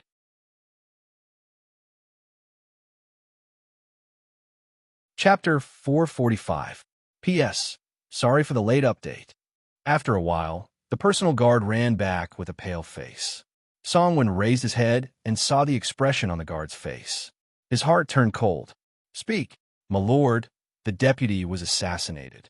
Bada. The brush in Songwen's hand fell powerlessly onto the table. Ink splattered everywhere, dirtying the unfinished letter. No one could read the contents of the letter anymore. It was too much of a coincidence. Songwen knew that if something was too coincidental, then it wasn't a coincidence at all, but a conspiracy. Thinking back to the destroyed teleportation formation, it was clear that someone had deliberately sabotaged the Tianchuan County. Who could it be? During the war, Tianchuan County was heavily guarded, and no outsiders entered the city. Could it be them? Thinking of this, Songwen's face turned gloomy. Guards! Songwen's voice was low, but his tone was unquestionable. My lord, it was that personal guard who was also Songwen's absolute confidant. Go and find out who went to the relay station in the past 2 days, especially from yesterday afternoon to this morning. My lord! The personal guard didn't move. Instead, he moved closer to Songwen and said in a low voice, My lord, when I went to the relay station to gather information, I specifically asked the relay station guards. The guard said that the steward of the Ruan family went to the courier station early this morning. Bastard! Songwen angrily slammed the table. Didn't I tell you? No one can enter the relay station without my warrant. What? A mere steward can't even stop him. My lord, please calm down. The guard cupped his fists. According to the guards, it was Second Master's death order. At first, they didn't obey, and one of the guards was even slapped by Second Master. When Songwen heard this, his face turned gloomy. The brush that he had unintentionally held in his hand was actually snapped in half. The sound was abnormally ear-piercing, and it could be seen just how angry Songwen was. This modest gentleman was already on the verge of exploding and would explode at any moment. The misfortune of the family. Previously, Songwen did not understand his father's ruthless methods in the clan. But now his heart was completely cold. Who would have thought that Tianchuan County would fall into the hands of its own people? If he could escape this calamity, it was time to reorganize his family. Gather men and tie up Lady Ruan and the others. Song Wen's voice was cold and emotionless. Yes, sir. The guard's heart also trembled. This was the first time he had seen his master lose his composure like this. In the eyes of the civil and military officials, Song Wen was a gentle and refined lord. This time, he had completely steeled his heart. After the guards left, Song Wen began to plan his retreat. He knew very well that without reinforcements, Tianchuan County would never be able to hold on. It wasn't wise to fight it head-on. What they needed to consider now was how to minimize their losses. The Song family was not really in a desperate situation. How could an aristocratic family like theirs not leave a way out? When Tianchuan County was first built, the Song clan had already prepared a secret escape route. He didn't expect to use it so soon. Song Wen walked out of the study room, met up with his father, and left the mansion. As the lord, Song Wen had more important things to do. He first went to the territory's treasury and swept it clean. Next, Song Wen went to the territory's treasury and swept it clean of rare materials. Materials didn't take up storage space like gold coins. What Song Wen could take away were some talismans, manuals, and other items. As for the rest, they could only benefit the enemy. Finally, Song Wen walked into the Tianchuan County branch of the Bank of the Four Seas. He knew very well that the funds in the Bank of the Four Seas treasury were probably more abundant than those in Tianchuan County. Unfortunately, the people in charge of the Bank of the Four Seas were all NPCs. Without his help, he wouldn't be able to take away the funds. At this critical moment, Song Wen naturally couldn't forget about them. Whether or not the Song clan could rise again depended on Shanghai City. Compared to the chaotic scene on the street, the Bank of the Four Seas was unusually calm. Seeing Song Wen, the bank manager bowed slightly. "Greetings, sir." At this time, Song Wen didn't bother with pleasantries and directly said, "Given the current situation, I'm afraid Tianchuan County will not be able to hold on much longer. I'll help you take away the funds in the treasury. You guys come with me." "Thank you, sir." The manager was also a smart person. Without any nonsense, he brought Song Wen to the treasury at the back of the bank. Inside the treasury, there was a small mountain of shiny gold coins. The manager flipped through the ledger and said, "Sir, the treasury contains 67,542 gold coins, 127,580 silver coins, and 257,300 copper coins." Song Wen sucked in a breath of cold air. He knew that the Bank of the Four Seas was rich, but he didn't expect it to be this rich. Apart from the funds from the headquarters, most of the money in the bank came from the savings and profits of the commoners. "Sir, don't worry. We won't take a single cent from the commoners' savings. When you return to Tianchuan County, the commoners will be able to exchange for the money immediately." The manager saw that Song Wen's expression was a little strange, but he misunderstood. Hearing this, Song Wen nodded. No wonder the Bank of the Four Seas was able to operate to such a scale. With this kind of reputation and magnanimity, it was impossible for them not to do business. If it were any other bank, they might have just run away with the funds. When he left the bank, the manager of the bank told Song Wen something that surprised him again. "Thank you, sir, for your good intentions. The employees of the Bank of the Four Seas in Tianchuan County will be stationed here. Even if Tianchuan County is taken by the enemy, the bank will still operate as usual." Hearing this, Song Wen remained silent for a long time. "Good." With that, Song Wen left and merged into the bustling crowd on the street. Seeing Song Wen leave, a worker behind the manager quietly walked up. "Sir, the information has been sent out through the hummingbird." The manager nodded and turned to enter the bank. So, the Bank of the Four Seas was secretly a stronghold of the Black Snake Guards.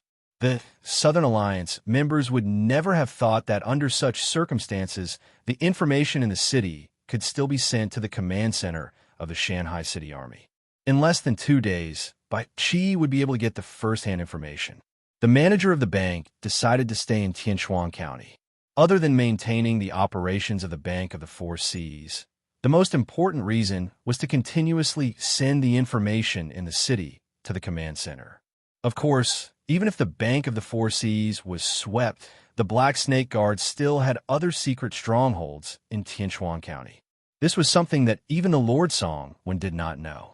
The information network that the Black Snake Guards had created was displaying shocking power.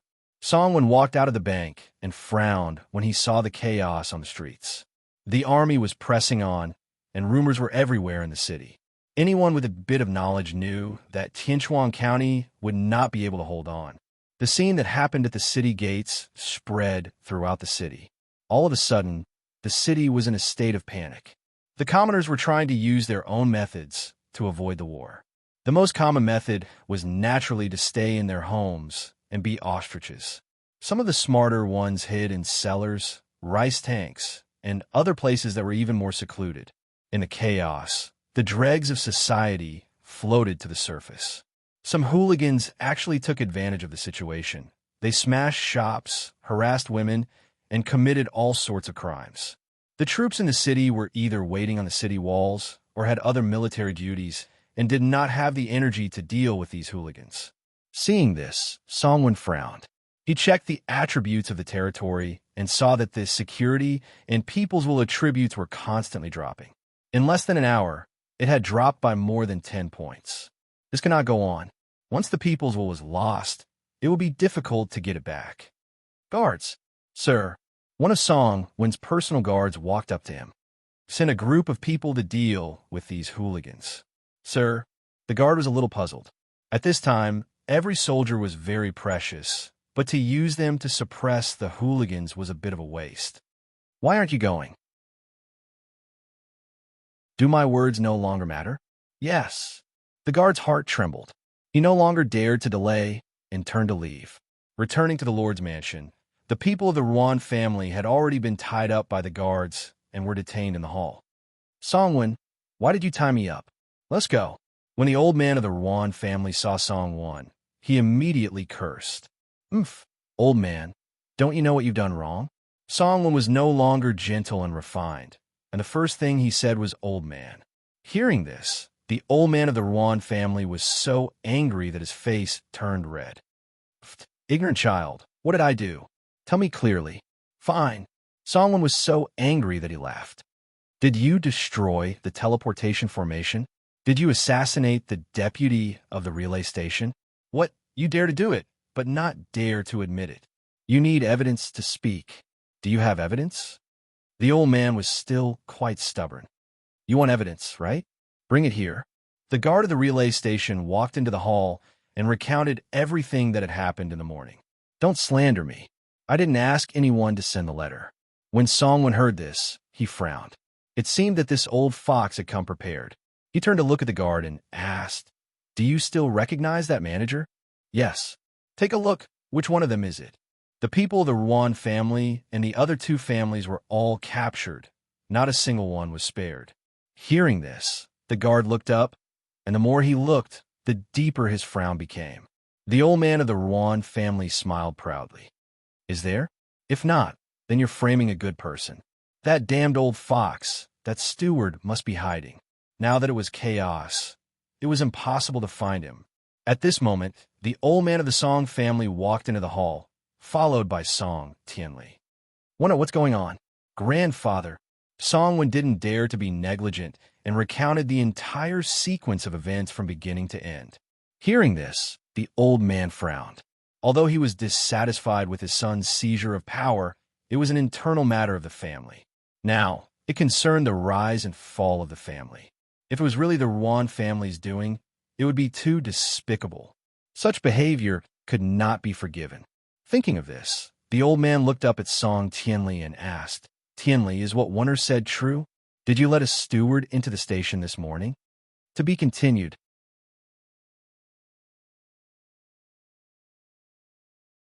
Chapter 446. No. Hearing this, Song Tianli denied. Although Song Tianli had already realized that he had been used, he could not admit it at this time. Once he admitted it, he would become a sinner of the family and would no longer have a foothold. It was done by the second master. The guard who had been called to confront suddenly pointed out Song Tianli. Hearing this, Song Tianli's face darkened and he looked at the guard gloomily. The guard did not show any weakness, and actually threw caution to the wind. It was obvious that the humiliating treatment he had received in the morning made the guard take it to heart. Old Master Song was not a fool. He already believed 70 to 80%. He looked up at the tied-up old master of the Ruan family and said lightly, "Keep the criminal. The rest will be executed on the spot." The army outside the city had already begun to attack the city, and the moat was about to be filled up. The guards on the city wall had suffered heavy losses under the attack of the catapults. Once the enemy crossed the moat, Tianchuan County would immediately fall. The people of the Song family hurriedly packed up their belongings, and under the escort of 200 guards, they quietly left Tianchuan County through the secret passage in the city. The location of the secret passage was extremely hidden. Even if the enemy attacked Tianchuan County, they would not be able to find it in a short time. Therefore, the people of the Song family still had enough time to evacuate. Before they left, the rations in the city were all burnt to a crisp by a huge fire. Originally, Songwen did not have such a plan. Burning the provisions, the army would naturally go from house to collect food, and in the end, the people in the city would be the ones who suffered. Old Master Song's heart became much more ruthless. Without hesitation, he directly ordered the fire.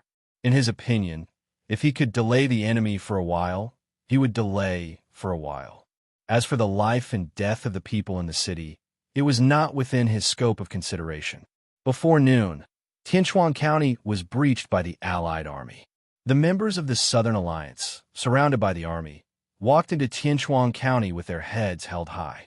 The only flaw was that there were no people on both sides of the street to welcome them. On the wide street, there was not even a shadow of a ghost. Only the occasional puddle of blood could be seen that was left behind by the local ruffians. He-Fo rode a big horse and walked at the front of the team with a signature smile on his face. With the victory of the first battle, he, the Alliance Master, was already half at ease. The next step was to seek out the main army of Shanghai City and have a decisive battle. As long as they managed to repel the Shanghai City's army, the Southern Alliance would be the overlord of the Southern Ridge Province, and no one would be able to shake them. Without a choice, Buddha he could only order to gather as much food as possible in the city, while urging the lords of Zhaoqing County to transport batches of food to Tianchuan County. 200,000 soldiers, including the war horses, would consume 400,000 to 500,000 units of food in a day. If there were not millions of units of food, the army would not dare to move at all. Teleportation formations could not transport food, and during the war, even the super trading platform was closed to them. If they wanted food, they could only transport it through manpower. And to transport millions of units of food, just the labor required was no less than 200,000 people. The first to bear the brunt were naturally the citizens of Tianchuan County. The pitiful citizens. Not only were their food reserves plundered by the bandits, but they also had to transport food for the army. They were extremely unlucky. Buddha he was still all right. As a disciple of an aristocratic family, he had some manners. The other lords were not so easy to deal with. They were filled with hostility and committed all sorts of crimes in the city. The entire Tianchuan County was groaning under the hooves of the Alliance army. Due to the burden of food, the Alliance army had no choice but to rest in Tianchuan County. It was this unforeseen event that bought precious time for Shanghai City to deal with the sudden change in the war situation. It had to be said, the older the ginger, the spicier it was compared to the Song family's old man. Songwen was still too inexperienced. Mercy was a good thing, but it depended on the time. At the crucial moment, one had to be ruthless. To the lords, especially the sovereign king, being ruthless was undoubtedly a virtue. Zhaoqing County, Songqing County. August 9th, the hummingbird released by the Black Snake Guards successfully flew to the command center, bringing the latest battle report. In charge of the command center was the Central Army led by Bai Qi, including Mu Guiying's 4th Division and Song Wu's Tianchuan County City Guard Division. The left army was led by Luo Shixin's 2nd Division. The right army was led by Han Exen, the 1st Division of the Tao Leopard Army. Zhang Han was at the rear, in charge of reorganizing the prisoners of war and selecting the elites to form the 2nd Division of the Tao Leopard Army. After reading the report, Bai Qi's eyebrows twitched. Bai Qi had predicted that the enemies would form an alliance in the middle and late stages of the war, but he did not expect the Southern Alliance to be so bold, daring to increase the number of soldiers by 200,000 in one go. As a result, the originally peaceful Battle of Zhaoqing had turned into a war that surpassed the Battle of Laizhou, requiring Shanghai City to go all out. And this was not what the Marquis wanted. During this period of time, Shanghai City was focused on preparing for the Zhengming Assembly, expanding its influence in the cultural field. Qiongzhou County and Laizhou County were still digesting the news and were not ready for such a huge battle.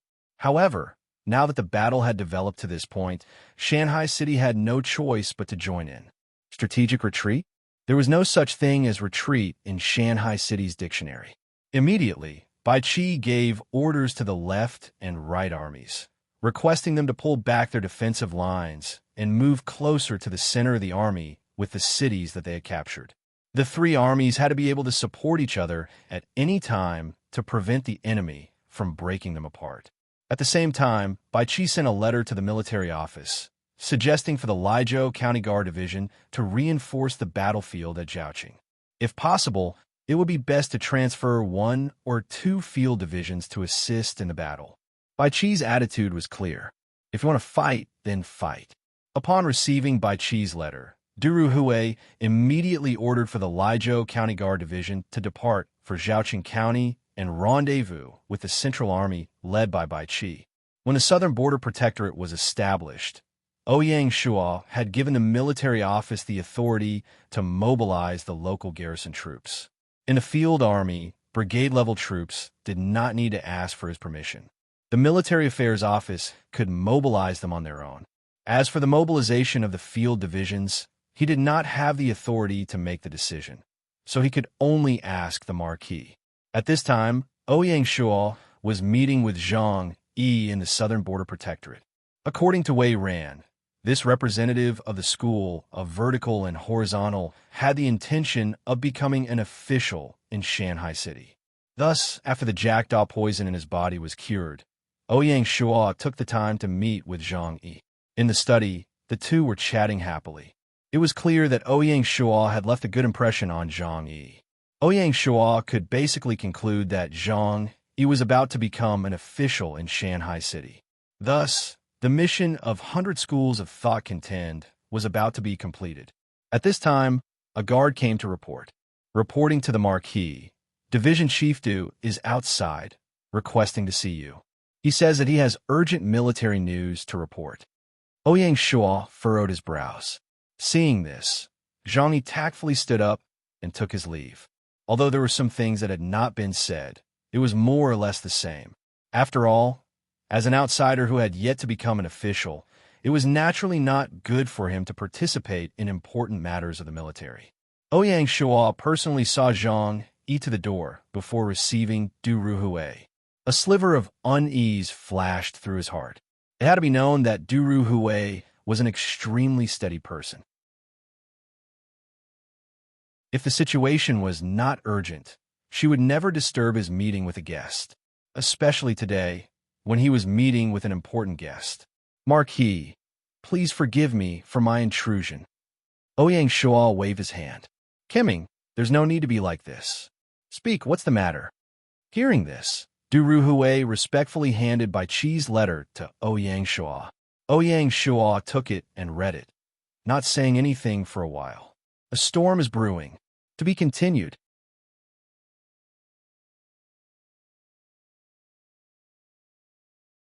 Chapter 447.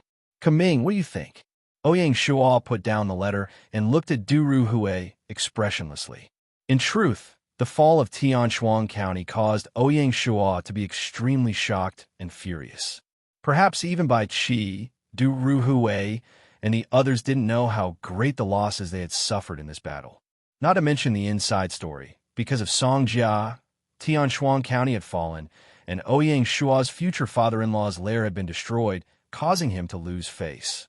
Ouyang Shuo could imagine how the forums would ridicule Shanghai City after the battle. A few days ago, Ouyang Shuo had just discussed with his father-in-law about the future of Zhaoqing County and was extremely satisfied. In just a few days, he had been slapped in the face. The humiliation was hard for outsiders to understand. Arrogance was bound to be defeated. The ancients did not lie. At the end of the day, the defeat was due to Ouyang Shuo not paying enough attention to Southern Alliance. Black Snake had reported to Ouyang Shuo that there were some abnormalities within Southern Alliance, but it did not attract his attention. From his point of view, what could such a loose alliance of regions accomplish? In truth, the cohesion within Southern Alliance was much stronger than what Ouyang Shuo had imagined. This showed the leader of Southern Alliance was not an ordinary person and had extraordinary methods. Bai Qi and the rest were after all NPC generals and could not guess the thoughts of the players and would make mistakes. But Ouyang Shuo was different. As the #1 leader of China region, he should not have underestimated his enemies. The consecutive victories had really gone to Ouyang Shuo's head. Before this, to Ouyang Shuo, taking down Zhaoqing County was only a matter of time. He never thought that Southern Alliance would have such courage and boldness, and even had such a strategic vision. I was too careless. In Ouyang Shuo's plans, Tianshuang County was an extremely important city. It was not that Tianshuang County itself was important, but it was special because the leader of Tianshuang County was under Ouyang Shuo's control. Thus, in Ouyang Shuo's plan, Tianshuang County should be like Mulan Town and be integrated into Shanghai City. This way, Shanghai City would have a teleportation node in the Southern Ridge Province. Compared to reality, the map in the game was 10 times bigger. This meant that if the Lord wanted to rule over the territory, he would have to rely on the teleportation formation. Otherwise, Ouyang Shuo's trip to Lingnan Province would take a month or two. How could he talk about ruling? The Qinchuan County was decided by Ouyang Shuo, and it was to become the central hub of the Lingnan Province. Unfortunately, he did not protect this core well. The losses could not be measured with money or anything else. Even though he blamed himself in his heart and was extremely furious, Ouyang Shuo maintained his composure on the surface. During this period of time, his cultivation had improved greatly. Du Ruhui couldn't see any flaws in the Marquis's expression or tone. As a subject, he needed to figure out the mind of the monarch. Now, Du Ruhui couldn't figure it out. The Marquis had yet to make a clear decision on whether to fight or to make peace. This humble subject thinks that we should combine the extraordinary and the righteous. In the end, Du Ruhui chose to state her opinion truthfully. As soon as he received the letter, he met with Zhao Kuo and combined it with the intelligence gathered by the military intelligence department. He made a strategic deduction. What's so strange about it? What is right? Ouyang Shuo was still calm and collected. For the main battlefield, transfer the 2nd and 4th divisions of the brave Tiger Army, gather the 7 divisions, and have a decisive battle. For the battlefield behind the enemy lines, arrange for 2 large fleets to go out to sea and attack Jade Buddha County. Jade Buddha County is the brain of the Southern Alliance. Once it falls, the Southern Alliance will be in chaos. Once the Alliance army is in chaos, it will be the decisive battle. Du Ruhui was in charge of the strategic arrangements. The specific tactical commands were naturally the responsibility of the generals. Ouyang Shuo nodded. What Du Ruhui said was exactly what he wanted. The face that they had lost must be earned back. The only way was to have a real battle on the battlefield. If Shanghai City chose to retreat, their morale would drop, and the enemy would see through their weakness. Once Shanghai City's weakness was exposed to the enemy, then they would not only have to face the Southern Alliance army. The wolves of the Yinhuang Alliance would definitely not let go of such a good opportunity. At that time, Shanghai City would really be surrounded by enemies on all sides. They had to fight, and they had to be fast. Ambush Jade Buddha County. Other than the 2 large fleets, send out the Divine Martial Guards. We must take down Jade Buddha County before the enemy can react. Other than that, the Imperial Guard Division that is still recovering immediately gather and set off to reinforce the main battlefield. Ouyang Shua not only agreed to do Ruhui's plan, he also increased the stakes. This battle could be considered as Shanghai City going all out. Ouyang Shua had even bet the last of his family's wealth. The entire Shanghai City only had the City Guard Division left. Luckily, the territories in Lianzhou County had all been cleared. The enemies outside could no longer use the teleportation formation to teleport to Lianzhou Basin. Otherwise, just one army would be enough to take down Shanghai City. Yes, Du Ruhui knew the importance of this battle and nodded solemnly. The Divine Martial Guards, we need a temporary strategist. Kuming, do you have anyone to recommend? Wang Feng was a ferocious general, but in terms of strategy, he was lacking. Ouyang Shua was not at ease to ask him to lead the army. Especially when it came to ambushes, anything could happen, and the commander needed to adapt to the situation. Originally, Ouyang Shua leading the troops was the best choice. But the Zhengming Conference had already begun, and all kinds of people were pouring into Shanghai City. If he was not there, it would be impossible. Other than Ouyang Shua, Du Ruhui was also a suitable candidate. Similarly, as the commander of the territory's military affairs, Du Ruhui would need to coordinate the logistics, dispatch of troops, and strategic planning during the war. Zhao Kuo can do it. Du Ruhui's recommendation surprised Ouyang Shua. Zhao Kuo. Yes. Ouyang Shua looked at Du Ruhui, deep in thought. Du Ruhui was a calm and decisive person, so he had a good eye for people. If he said Zhao Kuo could do it, then it was most likely true. It seemed that Zhao Kuo's experience in the military affairs office had changed a lot. Everyone knew Zhao Kuo's personality in the past, so he might not be able to do it.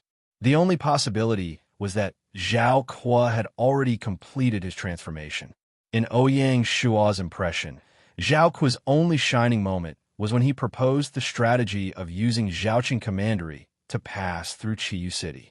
Other times, they didn't have many opportunities to meet. Du Ruhui was different. The two of them would probably meet every day in the military affairs office. Okay, Zhao Kuo it is. Ouyang Shua made the decision without hesitation. Hearing this, Du Ruhui nodded in relief. The Marquis's decision was more of trust in Du Ruhui than in Zhao Kuo. Zhao Kuo's performance would be a test of himself, and also a test of Du Ruhui's ability to use people. If he screwed up, then Du Ruhui could only resign and go into seclusion. After the discussion, Du Ruhui stood up and left to make arrangements.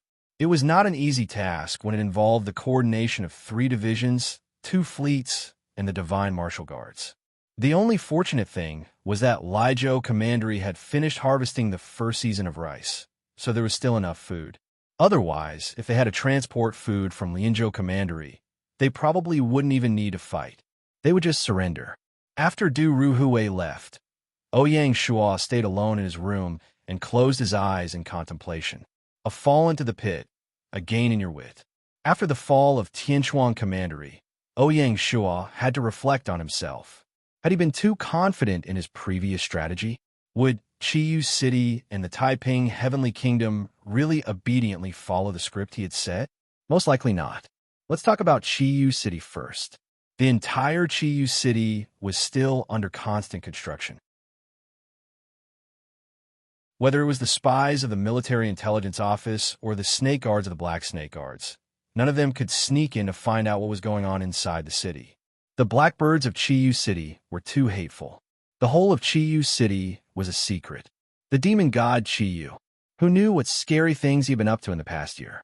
Apart from Qiyu City's pure mountain barbarian strategy, in other places in Wuzhou Commandery, Qiyu was very open-minded and accepted Han refugees and common people. However, the city's rulers were all mountain barbarians. If Qiyu City was said to be a small problem, then Tianping Heavenly Kingdom was a big problem. Ouyang Shua wasn't sure if he was nurturing a tiger that would invite disaster. With the current military strength of Shanghai City, he was afraid that they wouldn't be able to take down the Taiping Heavenly Kingdom. At that time, he would probably have to rely on the strength of his allies. Thinking of this, Ouyang Shua sighed softly. The road to hegemony was not a smooth road. It must be filled with thorns and a bumpy road. With the advantage of his rebirth, he had built a strong foundation for Shanghai City, but it was only to stand on the same starting line as Di Chun and the others. There were still many variables in the struggle for hegemony in China. Apart from the Yellow Emperor Alliance, it seemed that even the local tyrants couldn't be underestimated. Southern Alliance, didn't they teach Shanghai City a good lesson? From this, Ouyang Shuo thought of the Rosy Cloud Alliance in Xiangnan Province. It seemed that he still had to work harder to infiltrate the Rosy Cloud Alliance. Although the Black Snake Guards had fixed the network, they were still newly formed and couldn't access the high-level secrets. As for the core secrets, they didn't even need to think about it. The meeting of the Southern Alliance this time, including the troops, didn't they all escape the surveillance of the Black Snake Guards? In the future, Ouyang Shuo would never allow such a thing to happen. The funds of the Black Snake Guards could not be stopped. They had to be increased.